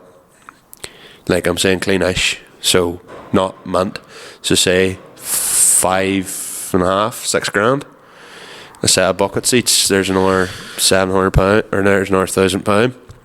There's 7 grand. Map it. You're up to probably 8.5 grand. There's your other £1,500 to do your tools. I think the crack you would have in a Type R Civic would be unreal. Mapped EP3, I think, would be the way to go to do that journey. And I know a fella who'd done it just that with that car. Who was that? A fella, Jack Hunter, who I used to work with in CDE. Him and two mates went in and bought an EP3 between the three of them and took it to the Nürburgring. That'd be cool, actually. Yeah. So that's exactly what I would buy. I feel it would be wrong to Use your own car. Yeah, so I would be. So you're going to buy a Sierra? No, unfortunately not, mate. I'm sorry. PD150 Mark IV Golf. Really? Yeah, I'll tell you why. Mapped to the washers, obviously, a hybrid turbo. Yeah, of course. Blow the fuck out of my Civic when I'm. No, I'll tell you why. You could set them up right to go really, really well. I do like where you're going with that, actually, jokes aside. No, I'll tell you why. Because the drive to the Nürburgring, my car's fun for a couple of hours, now it's fucking pain in the arse. And maybe I'm just old now, but Mark IV Golf, because Mark 6 is too boring, Mark 5 is too boring, Mark 7 is out of price range, Mark 4 150, PD 150, or even, do you want to know something else? Be it between a Mark 4 GTA Anniversary PD 150 or else a Leon FR PD 150. Aye, Mark 1. Because I have looked at them and they are class. not that dear. No, they're unreal. I love them. £2,000 buys you 100,000 mile on it. Yeah, a Mark 1 Leon decked on a set of Alfords is like chef's kiss. They are class. And they all map out roughly, you know, do the right amount of work. Yes. Few thousand, 300 brake. I wouldn't even go as far And as a still, few you'd thousand. probably do it in a tank of diesel. Oh, aye. Philip Morrow, biggest wind up on the road. Mine would be people not using indicators, so mostly BMW drivers. My biggest wind up is people who sit at 40 in a 60, come into a 30 and still stay at 40. There's a special place in hell for those kind of people. Yeah, no, I would agree there. That's People people not using indicators is frustrating, but I forget to use indicators all the time. True, like, to be fair, I had to laugh. Gemma was going out of my house the other day and she indicated to go out the gate. So I don't know who she was. Maybe it's because we've driven tractors from young ages and it's kind of just I would never indicate with a tractor. and adopted a might is right kind of sort of approach. Suppose my biggest gripe is, like, you're sitting, say, at a good road and somebody's sitting at 45 in a windy road. Like, where there's essentially, like, they could be going faster, put it that way, and you're stuck behind them. Or someone pulls out in front of you and then doesn't put the foot down. Or you let some fucker in, he doesn't give you the blinkies. Oh, that annoys me, hey. Or basically, see, like someone driving like or someone lets you in, you give them blinkies, and they don't flash you back. That gets on my nerves. What annoys me is something like a big Range Rover or something like that, something quite flashy. Pushes in front of you. No, stuck behind him at 35 mile an hour on a main road, and you're like, They can't afford the diesel, I was gonna though. say, I hear monthly payments that high, like you can't afford to fuel this thing. Like sort your priorities out. Like, I mean, if buy an A6 or something, like if you want to be flashy, like. Will we see the Sierra out for a Bishops Court Day? It says Big Dave _ Z20. Maybe David out. Skillen. Huh? David Skillen. Maybe out rip with the Unlimited Supers. I would welcome nothing more. So, circa 2019. It's not really a question I can answer, but I'm never going to. Circa 2019, I did my first ever drift day at Eglinton. In a car that we do not speak about. Because I've heard. I actually didn't realise how much you never shut the fuck up about I it. talk about it so much, it's unreal. But we, at that time, the diff was. See in 2030, see if I hear, oh, you never should have sold me a 300. Oh, that was I the would best sell car the I had. S300 to buy the Altezza back. Would you though? Yeah. Is the Altezza still close by? Yeah. If you had that thing sitting mint, would you straight swap it? Yep. Even though that'll be a quicker car. Really? Yep. Would that eat the shit of me? Aye, probably. 6-cylinder torque. They're good, low down. You see, an Altezza, I raced Anthony Lagan's AS300, like, and 30 mile an hour second gear. When I was out of VVTA, he like pulled out by me. But as soon as I got on VVTA, he couldn't get away, and we remained like equidistant. But he got the initial jump. That was a balls. Wasn't happy about that. And you were doing 70? Aye. Sorry, 60 and the 60. 60. Yes. 60. Allegedly. So around that time, like I always like I have on a couple of bits of Unlimited Super merch, and like that was back when they were pushing on a big way, and I just thought like the Unlimited Super guys were like the coolest guys in the world. And then when they started chatting, they were also really nice and really dead on and really, really helpful. And then I started going to like the Eglinton days with them and stuff, and if all them lads got all their cars back out again, John out with the S15, Dave out with the Soarer, and Yass out with the RX-7, Neil's S13, the list goes on. Yeah, I would welcome that in open arms, because that was always what I wanted to do with the Sierra, was to be at Eglinton with those guys. Roy Thompson as well with the Chaser. I would, I'd love that. That'd be class. So yeah, 100%. Make it happen, Dave. Kevin Sheehan, 706. What's your dream car, tractor, and something really nice like a quad or rally car, etc.? I have the perfect answer for this. Go for it. I call it the Irish trifecta. Okay. So, do you know what a trifecta is? I'm assuming 3. 3 of something. So basically, I think like when you symbolise all things Irish, like kinda for me, car, that'd be a 86 blue twin cam, tractor 11090, quad Yamaha Banshee. If I had the 3 of them sitting, lethal. They're like the 3 Irish cult icon. If someone offered you a straight swap for your Sierra for a twin cam, would you take it? 84 blue.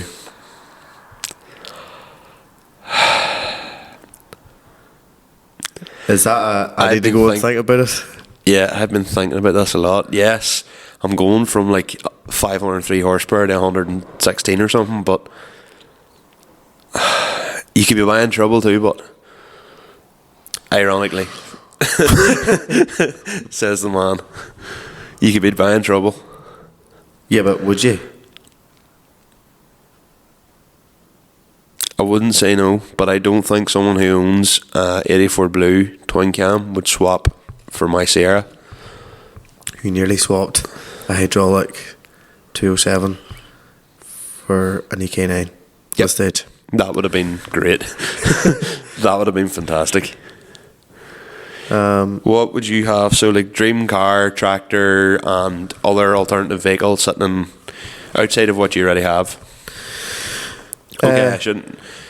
I mean, I have the 110, but like, okay, a blue 110 outside of what I have. Oh, right. Big change. Big Michael. change.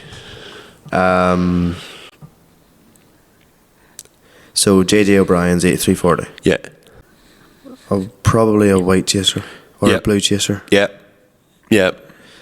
I could pick twin cam, but for me,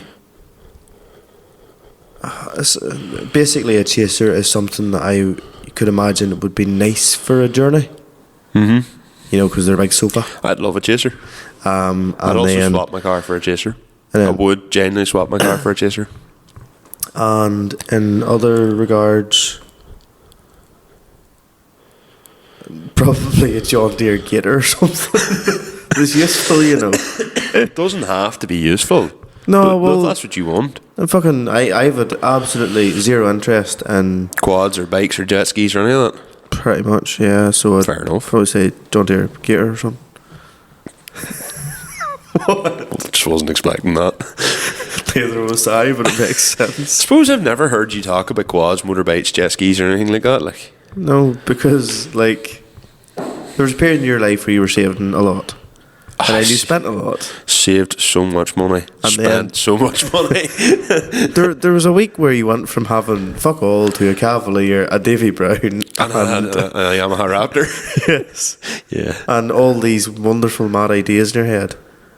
And there was a week I went from having just a Polo to a Polo and a Type R. And I was like, wow, I haven't been talking about this for 6 months. But anyway, I would say probably I am. No real interest in a racing quad. No I'd point. love a YFC 450, but I would love a Banshee just a little bit more. If you could swap the quad for something else, I would probably say a 350 drift car. Aye, well, your man did say a rally car or anything like that as well. Oh, fuck right. Probably a 350 drift car. With the V6, or would you put something actually that sounds good in it? Well, if we're going dream spec, I would have Dwayne McKeever's drift car, if I'm being perfectly honest. But he allegedly was driving that in a private lane last night. Yeah. And it's great to see. You know, at least getting used out of it. Aye. He's just driving it. Yep. And I've never heard that thing change gear so quick in all my life. I was like, I'd say that's a nasty enough car to drive in a private lane. That thing just wants to be driven at full speed, like. What's the opinion on the Ricky Boris? Says Felt Spec Shop. Man. Although, actually, I was following. Considering I had a dream that I was driving a fucking Ricky Golf, and I literally woke up and had a fucking lie across the loo. You can imagine what that's like. There's some crack. They are. But hey, I was coming back from Monaghan there a couple weeks ago for work, and just coming, like, I think it was either out of Caledon or out of Eglish heading towards Dungannon. I get stuck behind something. I don't know, there was a Bora, a Golf 306, whatever. But for about 10 mile, all it was black smoke. Like a hazy black cloud. Is that why you're still black? Aye, nothing to do with the fact I've been welding all day. Honestly, like, it was like a hazy black smoke. And I was like, Jesus Christ, whatever is in that. For the amount of smoke generated, it had to be like an IDA engine. So, like, you know, something that's not fuel rail, I presume, and something being lagged. But maybe not, because you can get reek maps and Boras and all that, obviously. I don't know. Whatever. You go into some detail. It's probably just a car that has a lot of black smoke coming out. Fuck, it was reeky, whatever it was. Yeah. So anyway, I It wasn't exactly a bicycle with no, fucking smoke. but it was black fog. That's the best way to describe it. Was black fog. What do you? So you obviously vote yes for the Ricky Boris. What do you think? Absolutely. Is there any more questions on yours, or is that the? No, I think I've more. JMGTR 32, Jack McGarry. Should car showy people do more track days, and why is the answer yes? I know exactly who he's aiming this at. My answer is also yes, but yes in a different reason.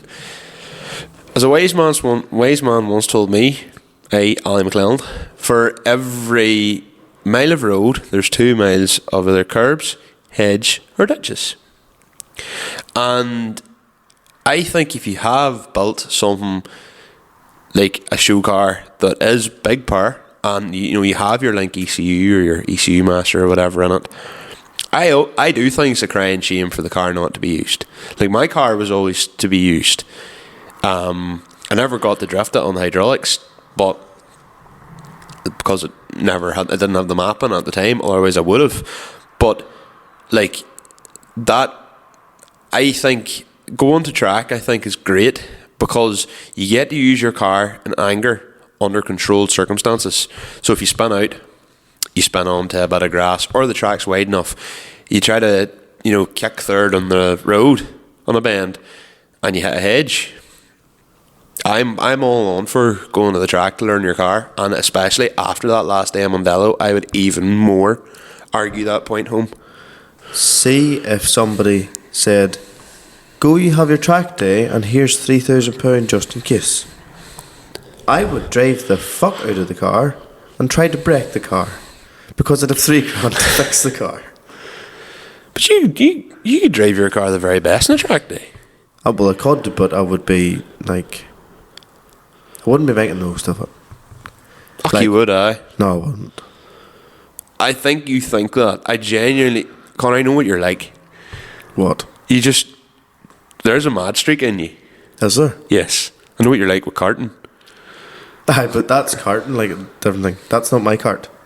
Aye, but if you imagine, like, you come out of the last corner of Mondello. I'm not going to go in with my Civic and fucking botch two people out of the road. Of course not. But, like, you say you went to, like, one of them track days, and you went out on the grip session, which is what you would do, because you're obviously not going to do the drift session, unless you got McDonald's trace. But if you come out that bottom corner of Mondello, which is the worst steering lock of a car that ever was made. Yeah, but there's a lot of people bringing Type R's out to. You just imagine just hitting the limiter, second, third gear, going down the Mondello straight, and then just hit the brakes nice and early, cruising around the corner. It's a track day. You can take your car up to 100 mile an hour. Doesn't mean you have to try and attack the bottom hairpin, the bottom big long corner at 150 mile an hour. True, but no, never say never. The only thing is, it's a dear day. But you could at least drive your car down. But sure, worst comes to worst, you could rent a trailer. And I think for a track day, you should always take the trailer personally, just in case. But because you have the trailer test and all, So do you. I know. That's why I put mine on a trailer. But you've always had a trailer test. Aye, always. I just think people should just drive their cars. I agree. You should drive your cars, but I think it's equally, unless you're doing an engine transplant. Aye, for instance, my Altezza or the Lexus, for example. No point in looking at it. No, but the Lexus, take it out, for example, on the roads, absolutely. But for the Sierra, no, I wanted to learn that thing on the track. I now know I can slide that second, third gear, and I know it can do it. But would I have the balls to attempt it on the roads? Well, no, never, because you shouldn't, kids. Exactly. But you know what I'm saying. Whereas, if I had went into a corner and a slide out in Mondello or any other track, Bishop's Court or whatever for that matter, big whoop. Turn the car around, away you go. But do that and clip a grass verge, you could end up heeling the car over. Oh, so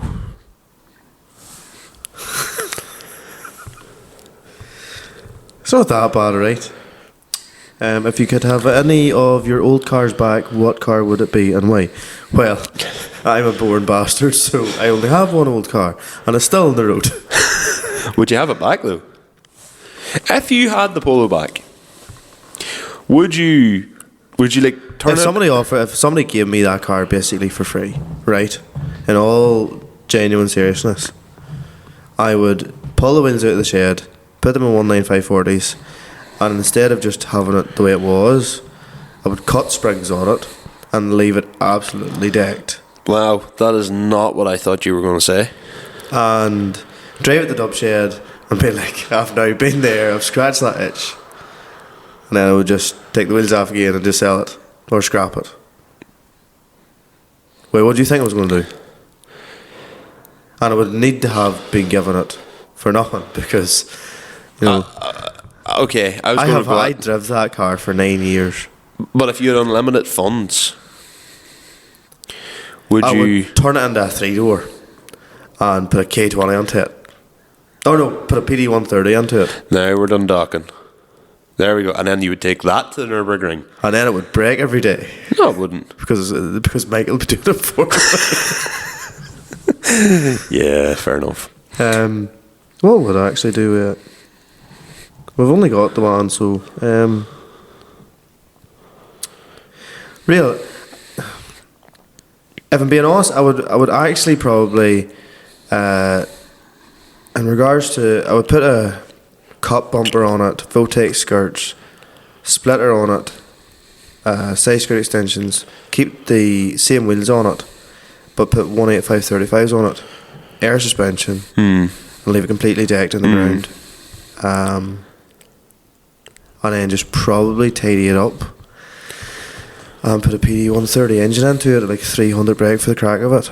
And yeah. I'm going to throw a curveball. Obviously, the answer is the Altezza. Obviously, it's the Altezza. But Yeah, you ever shut the fuck up? there is another car that I do regret selling a lot, and do think that I should have held on to it and done something cool with it. I think the Sierra wouldn't have went as out of control if I had still that car. But then I don't have that car. The Sierra did go out of control, and I mean the Sierra is what it is, so I guess whatever. I used to have a black B7 A4 1.9, and I was on for. She was a deadly car. That thing was class. It was comfortable. It was reliable. It was still a 1.9 PD 115, but like she kept up with a 160 brake 320D. So She was maps. so She was maps. I think she had a map on her at one point. She was a sharp car, and I had an S-Line kit, and You did? She was only NSE. she was only an SE. You had an S-Line kit, and they're lined up for it. Seriously? Yeah, and then coming home from work one day, I wasn't that long started in CDE when I had it. Coming home from work one day, I hit the brakes and she nearly drove me into. This was 2017, and she nearly drove me into a 16 plate Merc. Brake disc snapped, and fuck. I thought, "Fuck this!" I thought.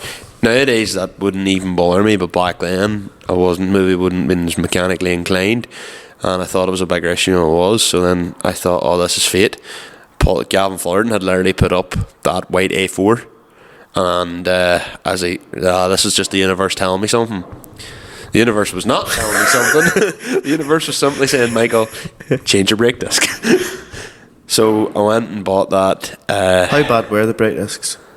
I was cracked. The brake disc literally sheared. Oh, was it like on the way out? No, Or was it just premature failure? just premature failure. But basically, I hit the brakes and the car just locked up. It was not cool. But I actually regret selling that car. I wish I'd kept it as well and done something nice with it. Because B7A4s, I think 19-inch TTRSs. I had Floridas on it. They're 18. 19-inch Floridas. They're S5 wheels. Maybe. They're But five spoke thin ones. I actually had lined up for it was a set of. Because Florida's looked serious well in Mark I V actually Golf. had a set of Rotiform IND stroke T's lined up for it as well. So, like, I mean, I had all this plan, and then I went and got the A4 and then blew the money in the Sierra instead. What? But I had bags. I had an eye in bags that were cheap, V2. So, but like, Well, it was good. It was the main thing back then. Like 3P had come out a couple of years earlier. No, it so hadn't. It had, aye. No, it hadn't. Well, considering Maguire was rocking 3P in like 2015 in the Vento. Yes. Is that how old 3P is? Yeah, 3P's old too. Like, Fuck. V2's like 2012. So what was V1? pass. I've no idea. Switches. No. There was a V1 controller. Gavin Black had V1 on his like old A8 from like many moons ago. But yeah, no, it might be 7. Because the V7 was to be the Bora that the Bora never was. Sure, my Bora. I had the bags bought for it, and Parcel Force lost them. I had The blue one? Yeah. I had the Rotiform 3-piece Rotiform 5-spoke TMBs. I had the 3-piece TMBs. I had R32 interior. Like I've had some cool things over the year. Had an American. I forgot all that. Yeah, an American rear. Had an American boot sourced in America. Through Maguire. Yeah. Yeah, but they were like, I mean, I had a deposit, if I remember correctly, and like when I said I wasn't going to bother, it was very easy to get someone to take the deposit off my hands, so that was handy that way. But yeah, so the bags was a bit of a shit one. Especially annoying is that the man who sold me the bags, I told him to insure it and he didn't insure it. So I was like, look, I told you to insure it, I'm now out the cost. So he had to pay me. At least he did. He didn't. He said, look, I've had a child here, like things aren't going well. He goes, that's the reason why I sold the bags.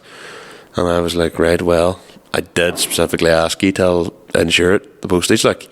So I did feel a bit bad for him, so he didn't give me the full whack, but I got half of it. You see, I got the bags and the tank and the manifold, but I didn't get the lines, the controller. Would it have been easy enough to buy though? See, the bags I think were Firestone rears, which is basically airlift, and the tank was cheap. So like that stuff, like you could have sourced that all no bother for like probably £500. And They were sleeve rears. no, it was bellows all around. Oh, double bells all If I right. remember correctly, definitely double bell front. They were all double bell front. They were sleeved rears They normally. were sleeved rears. You're right. They were. Because sleeved rears were notorious for collapsing in themselves. Yes, they rubbed. Yeah, she was wherever she was improved. But so it was full V2. Now, it wasn't really worth spending the money on that car, to be quite honest, because it was a heap of shit. But hi ho, spaghetti. Tried the Floridas and all on it as well, and at Alford's and all. Like it was, I would have lined up alright. Raven Blue was I always wanted a Raven Blue Bora. Like that's what I always wanted, and finally got it. And maybe if I had bought a Decent Raven Blue Bora. I spent a bit more and bought a better car, maybe would have bought a lower mileage one or something. You know, maybe it would have been different. But Not a doctored mileage one. you're not joking. Is it my turn or your turn to ask the next question? No, I think it's my turn actually. Logan Jack, when's it been renamed that I Miss My Alteza Pod? At this point in time, We put up that post in the community group about it, and we're saying about changing a few things, and then Ryan Kelly goes, I think it should be called I Miss My Alteza. That was very, very funny. Prick. I know you that many years now that I've heard it one too many times. How long? Right, I'll get to the drift at some stage. What's your thoughts on Frank Kelly selling Baby Blue? Do you think he'll upgrade to something big? That's Tiernan Conley, and I'd like to apologise, but Mickey Weir said the last question of could do if you had any of your old cars back. So Tiernan Conley says about Frank Kelly would. Didn't even know that was happening, but I'm assuming Baby Blue's the Mark II Escort. I'd have thought he would have had more than one shell. I'd have thought he would have had. Oh my God! There's a fucking spider crawling up you, lad. Still, I thought you. Well, not now, but like. Wow. I do not like spiders. Neither do I, but that was fucking here. Oh, Fuck. not cool. I would have thought he'd have had 3 shells, I have no idea. because I'd have thought he'd have had a tarmac shell and a gravel shell. Does I? I would have thought so, but clearly If he not. moves away from Baby Blue, that's an extreme shame. But I suppose most people can only move on to bigger and better things. But, like, Frank Kelly's synonymous for Mark IIs. Like, if you mention Irish Mark II rally car, you're thinking Frank Kelly. Like, that man's literally known worldwide. Like, you would see people sharing his posts in like America and Italy and everything. Like, I don't know what Frank Kelly would move up to. Like, rallying's not something we've followed a lot of on the pod, to be fair. It is very interesting. There's a couple of local lads around here do the rallying. Whenever you're running like a Millington, you know, and a well set up Mark II, like, it's still a fast car. It is. When you go to the 4-wheel drive, yes, they're cool, but I just can't see me getting the same excitement out of Frank Kelly driving a Fiesta R5. Over Baby Blue. Out of him coming sideways. If you're in a known Mark II Escort. iconically for something, I don't think you should change it. But then if you never change, you know, it's, I don't know. If you never change, you'll always stay in the one position. You'll be able to change, alright.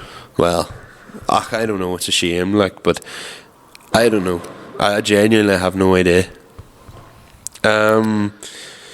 What would be the dream setup if you were going to do tractor pulling? To be honest, since I've seen Adrian Tugwell and Alistair Cooks, the Genesis is very tempting. But also, to be fair, something about PJ McGrath 7, 8, 10 putting out big horsepower, or even Gareth TW25, Yeah. and it just Performed rolling phenomenally at the weekend as well. You know, when it fucking hopping and everything, oh, unreal. Like, there's something about old Fords, to be fair. If I had to do a tractor puller, I would still want to stay farm class. I would go for a 180/90 because they're an 8.1, so they're a big engine. I wouldn't go for as big a turbo as Cook, because after watching On the Pole, I think that's part of Cook's problem. He's too much lag. But I noticed something whenever he went into the barrels. If that was me personally, right? Maybe I'm wrong. He was lagging her. No. Maybe I'm wrong, but he straight up, straight down, no ranges. I believe so. So it's basically fully power shift.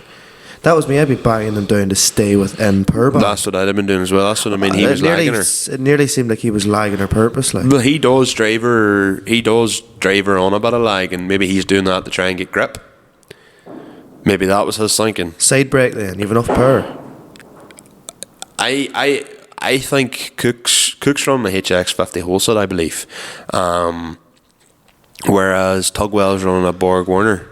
Okay. Don't know if she's a 3584, what she is, but or if she's like an S300 or something. But I'd be more inclined to go for something like Tugwell's, and obviously get the fuel. I don't even know if I would go for the Doomsday screw like what Cook has. I don't think I would go that far.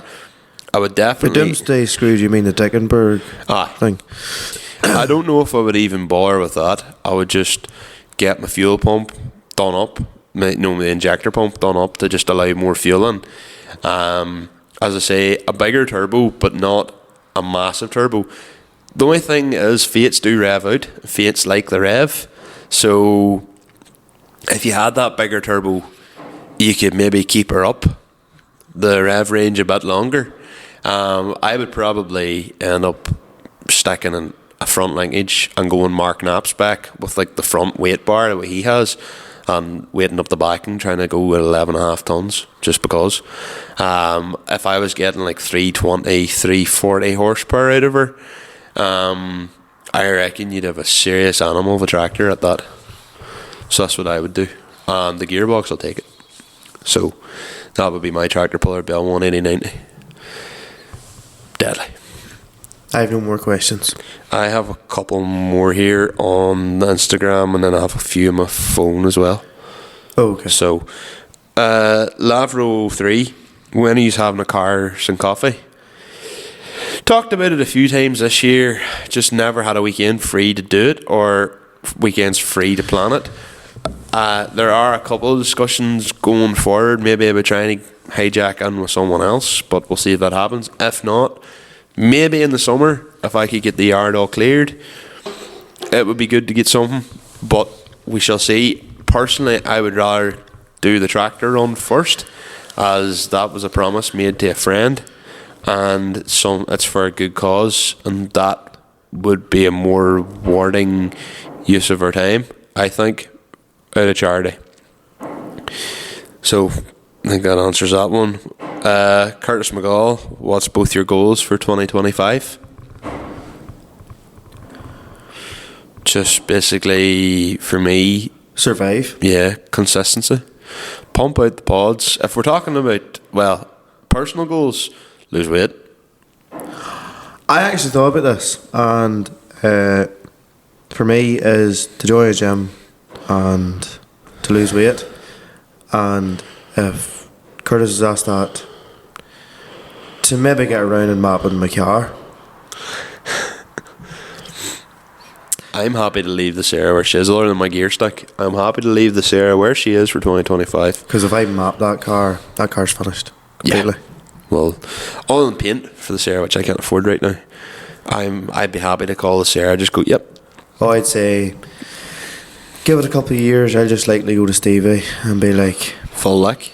No, not your full. Your car had a good bit of spray whenever Greth owned it, like. No, but I would probably just be like tidy everything up again, and then.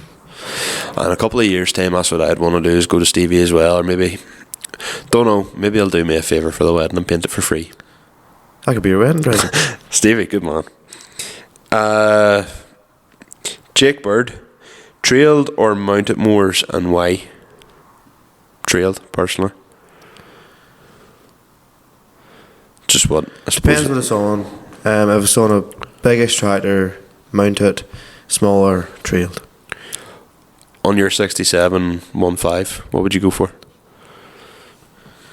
I think it's a good one because it's literally big 4-cylinder, so it's in the middle of big tractor, small tractor. Mount it. You would go mount it. I would go trailed. Why? I think they're more manoeuvrable with, the tilt. You can turn them in and basically move them in and move them out. I think that's useful. I think you'd be doing. You would want a bar flat. You have to think about the weight. Oh, well, forget about it for my own tractor. But then there's Darren Mullen, and he would never go to a trailed unit. He had a TM 130, and he ran a side mounted. So that's always what he did. I don't know. I just think the trails there's something nice about mowing down with a trailed as well. Have you done much mowing down with trails? Jesus, not since I was sitting in with my dad many years ago, and he's dead nearly 20 years. Fair enough. That went really down south. I just think there's something nice about even watching videos on YouTube, and I think there's just something nice. Like the videos of the work getting done. Is it at yours? Aye. It was auto swearers. Aye. Like, I think that's cool. I really like seeing that. And Dre Ryan 94. If you lived in America, what cars / tractors / Jeeps would you have?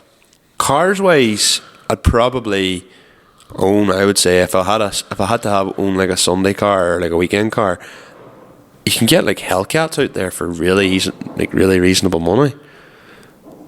So like a Challenger Hellcat probably. Excuse me. Or if you found like an old like Charger or something in a backyard that was running, you'd fix it up. Jeep wise, personally me, I would have a Dodge Ram with a big Cummins in her. Deadly. Tractor wise, I don't think I would really change any different. If you were doing contracting out there, you'd probably look at fast tracks, but out there they all use trucks, to do all the haulage. Or big articulated out there.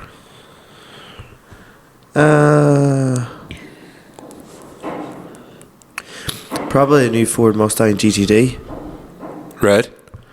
For an absolutely outrageously dear thing, or else just get what do you call it? Oh, a YouTuber's essentially ripped off the design of it. and those kits. Street Hunter kit. Right. Mustang S600, isn't it, or something? X650. S650. Pick up.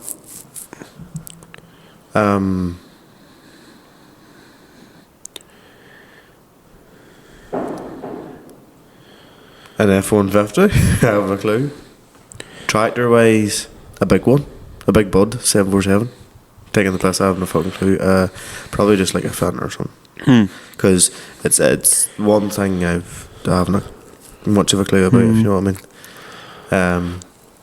Because the scale out there is just unimaginable compared to here. Did you watch A bit of it, yeah. the Grassman video? It's cool. There's a fella, he'd been a couple of years below you in school. Niall Mallon was out and he was working for Robinson Farms there for a while. Oh, right. I was getting snappers, and Oisin McCorry from around here was out with him as well. There's a couple of others as well, Paul McGahan. There's a few of them out, and I was getting Snapchats from Niall and daily, like, of all the shit he was doing, and it's class. Like, you seen what he started off doing, and then the next thing he was in one of them mergers, and he was on like them things that cut the alfalfa down, them windrowers, I think they call them, and then the next thing he was in a harvester. So just progressively moving up the ranks. It was class. Fair play to him. Casper Kalinowski, my humble colleague, has asked me why LSD, as in why limited slip differences. Why limited slip differences, Michael? Well, originally this podcast was supposed to be with me and Vicky Cunningham, and Vicky is like not about feldspec, not about drifting, not about any of that. So I was trying to think of a play on words for like a difference of opinion. Yes.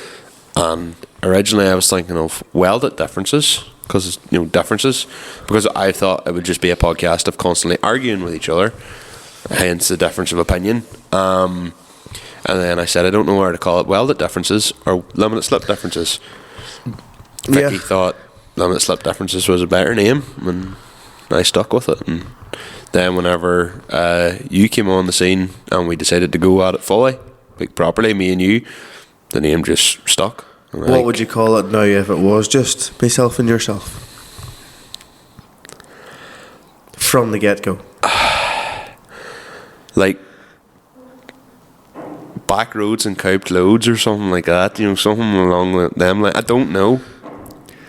Genuinely, I don't know. Limited slip differences just works, and it's, in my opinion, it's a good play on words. It's catchy enough, I guess. The only thing about it is non-car people don't understand it. No, they really don't. Yeah, I know what you mean there. But, well, non-car or farming people don't know, like, back roads and big loads, or back roads and cope loads or something like that, maybe would have been something I would have considered. Limited slip farmers or something like that?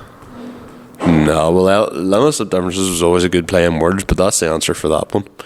Jamie Key sent me this, okay? Absolute mouthful. Let's say you are stuck in a room the size of your podcasting shed. There is a steady flow of 10-year-olds coming in at a rate of 1 every 10 seconds. You are allowed one blunt weapon to help you. So like a baseball bat, crowbar, etc. For every one 10-year-old you knock out, you get £100,000. But if they manage to knock you out or take your weapon off you, you lose everything. How many 10-year-olds do you think you could take, and what would your weapon be? There's no repercussions, and the 10-year-olds are okay after. My fitness would be the biggest problem there. Blunt weapon of choice for fighting off 10-year-olds.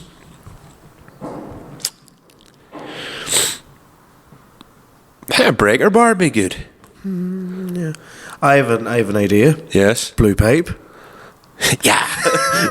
How many? I would get tired probably after 2 minutes, but so I reckon if you've a rate of them coming in every 10 seconds, there's 120 seconds, and it's 100,000. I'd make 1.2 million, but I would lose it all. I reckon I could only do 2 minutes of intense fighting, and that'd be me bit. When I used to train MMA, I probably could have went for 25 minutes, but not now. It's not something I ever thought about, to be honest. No, but I've put a little bit of thought into it there. I'll just leave that for everybody else's thoughts, what they think I could do, because I'm not going to answer that, because that's really wrong. Yeah, there's no repercussions, and even the thought about it's just a bit different. Like, scrapping with 10-year-olds. Anyway, this is not a child cruelty podcast, so let's move on. Gareth Harn sent me, why does Danny Tolan's cars all break down? I don't know, Gareth. Maybe it's because Danny is a fucking Hallion with absolutely no mechanical sympathy whatsoever. That might be why Danny Tolan's cars all break down. I actually, CVW, to be fair, his blue SAF lasted for a lot longer than it should have, and it was like something stupid in the end done hit with like the wiring loom. And I'm pretty sure his white car is up and going at the minute, although he took a flat tyre in the M1 yesterday because he messaged me asking if I had a spare, but didn't have one. Parg Leonard. So I put up any questions, and he just replied saying, please, please, please tell Conor I said fuck off.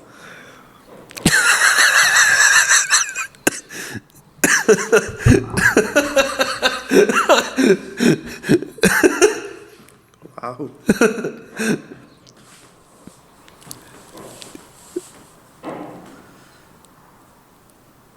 Well, what? You've moved the mic away from you. Yeah, I fucked off. Alright, yeah, fair enough. Conor is now, on Spotify terms, Conor is now no longer here. Anyway, reset. Mic back. Charlie Shields, what did you think of the polling in Pomeroy? I thought the location was unreal. I had serious FOMO. If the conditions had been better, it wasn't raining all the time and wasn't wet all the time. In Pomeroy? It was like, I mean, it was dry that day, but just in general, like the ground is soaking. Did you have wellies? No, I was only wearing my boots, and the back of the bed of the Amarok is fucked. It needs a proper good power hose. Do you have wellies? I do. Also on the back of the Amarok. But I wore my boots instead. Why? The wellies were at the back, and the boots were like here. They were easier to get. You're that fucking... Wow. Big Lee Snapchat at me. What's your plans with the Cavalier? Must be well down your list. Hard to beat an old Cavalier. Yes, they are well down the list. Look, I would love to get the B204, the other B204 engine built up and put on her. And to be honest, I reckon if I had everything there, I could have that car going fairly quickly. But it's getting the time, it's getting the money to do that. And to be honest, as I say, the money is better spent in other places. The Cavalier, like the Lexus, isn't going to lose me money anytime soon.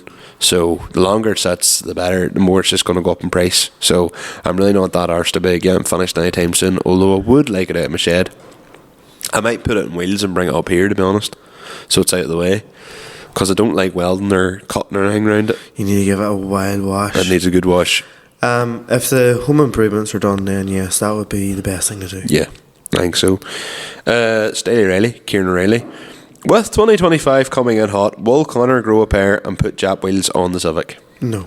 I also said that to him. I said... Michael, with no disrespect, you do piss a lot of money in the wall, in certain aspects.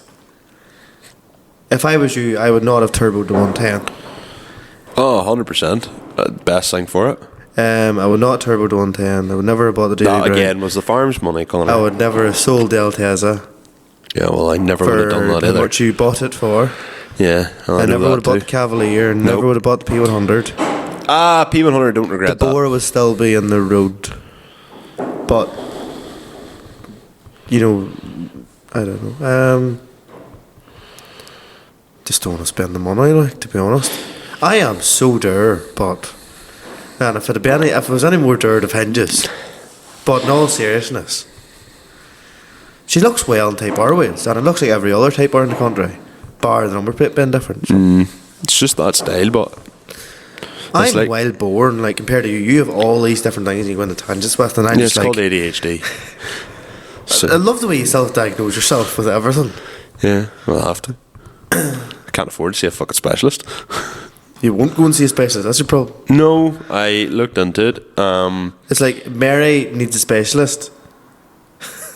Mary does need a specialist, but it's okay. I'll learn to be a specialist with Mary. It's fine. Yes. Because then if it breaks again, I know how to fix it. Whereas if it breaks after I've had it looked at, Your brain's like your heart is missing a bit. well, if someone hadn't snipped off the bubble at Tyrone, it wouldn't be missing a bit. Taylor Jackson. Sorry, that was maybe a bit rude. Going with a simple one. Both favourite car and favourite tractor. Ever? Yeah. I mean, this has been answered a few times, but Blue 34 GTR Zedgem. Mm-hmm. And favourite tractor? 8340. Oh, You? what's up there in the shed? Your Sierra and your and a 110. Aye. So that's an easy question.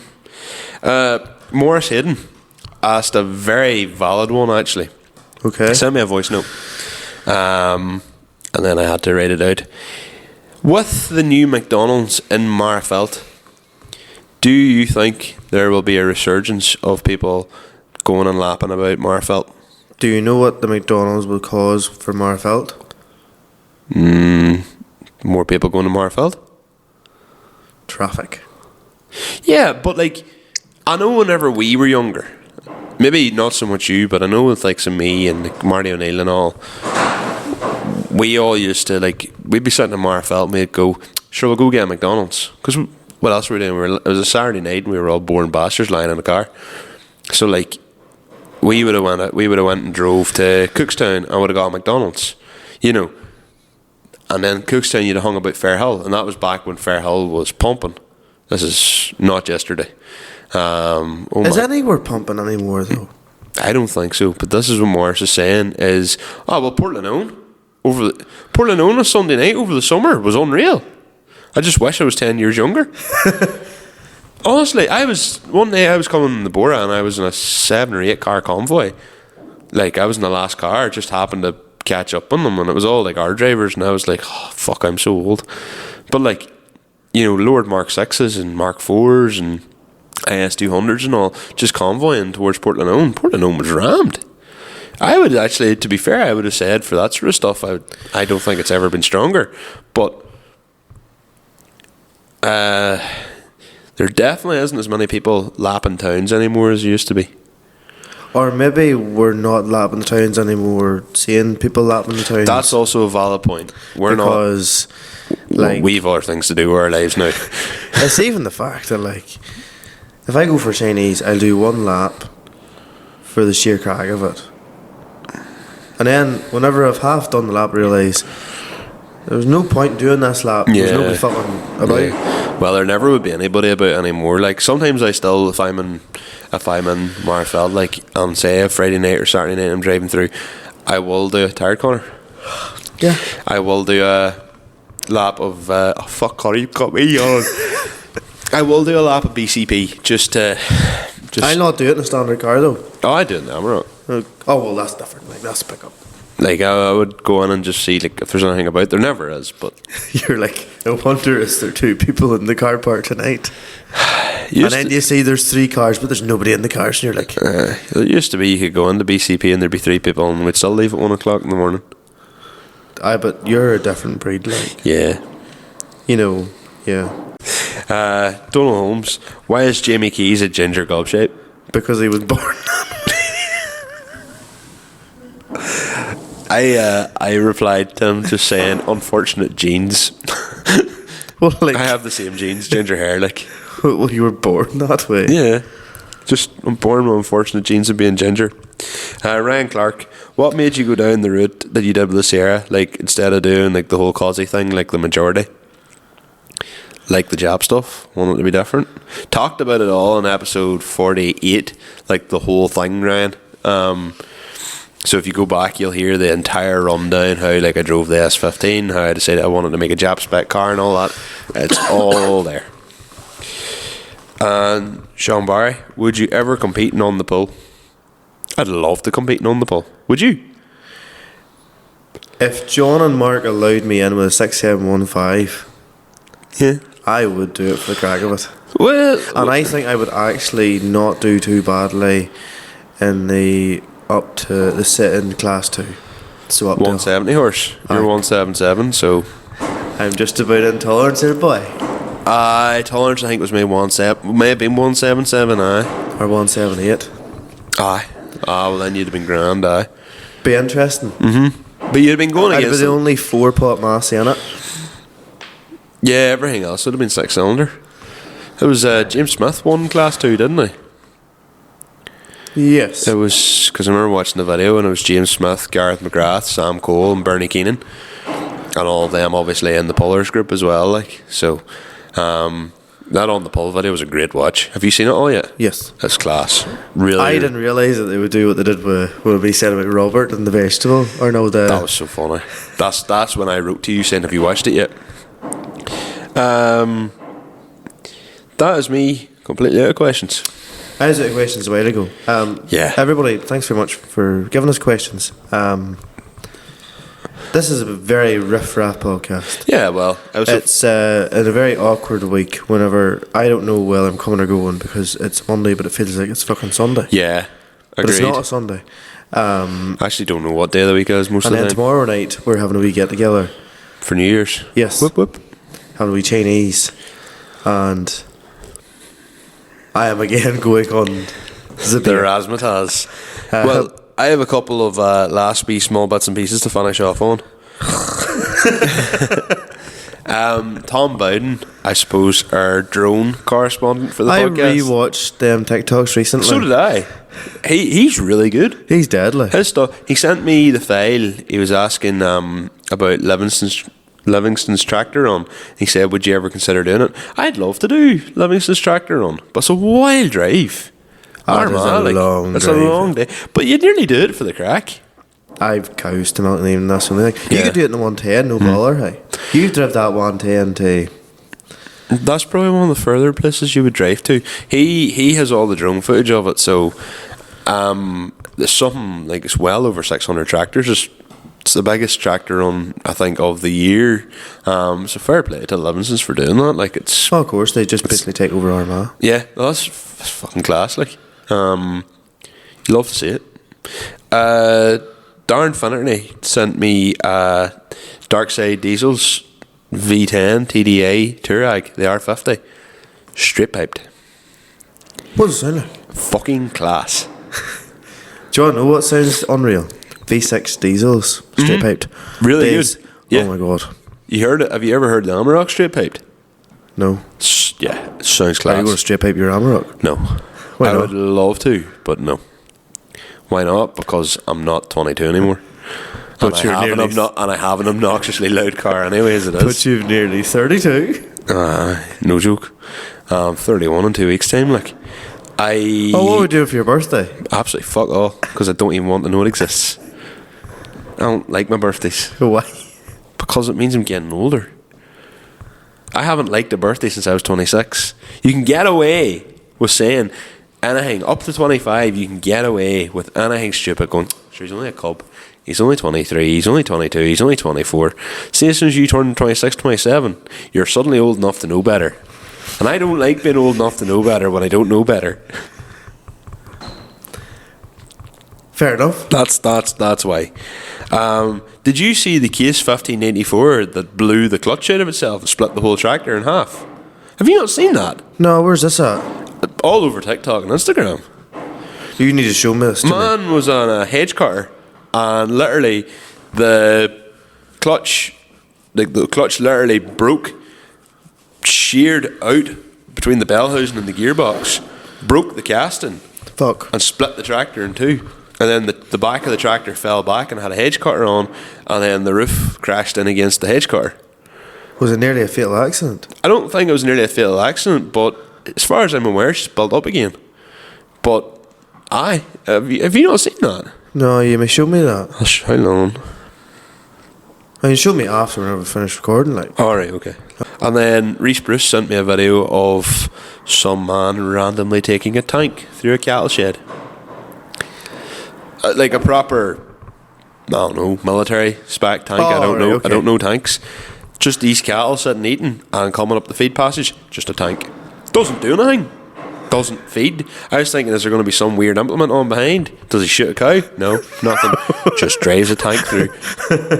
Nice as you like. He's just be like, And then he also sent me a video of from a historic show somewhere of a class Dominator combine. I'd like to know, what does Reese watch to see a tank going through a feed passage? That type of stuff would just come up in your own phone. I'm taking the piss, Michael. Calm down. No, would but you? it's a lot of. I don't spend enough time on TikTok for my algorithm to really probably send me that sort of stuff. But I would say TikTok just does send you random shit. But this other one was a class Dominator combine, so we're talking probably the 90s, and they delivered into whatever show it's going to. They delivered in a Chinook. You know what a Chinook is? No. Like a big helicopter with two blades. A blade at either end. One of them, they airlift in a combine. That's cool.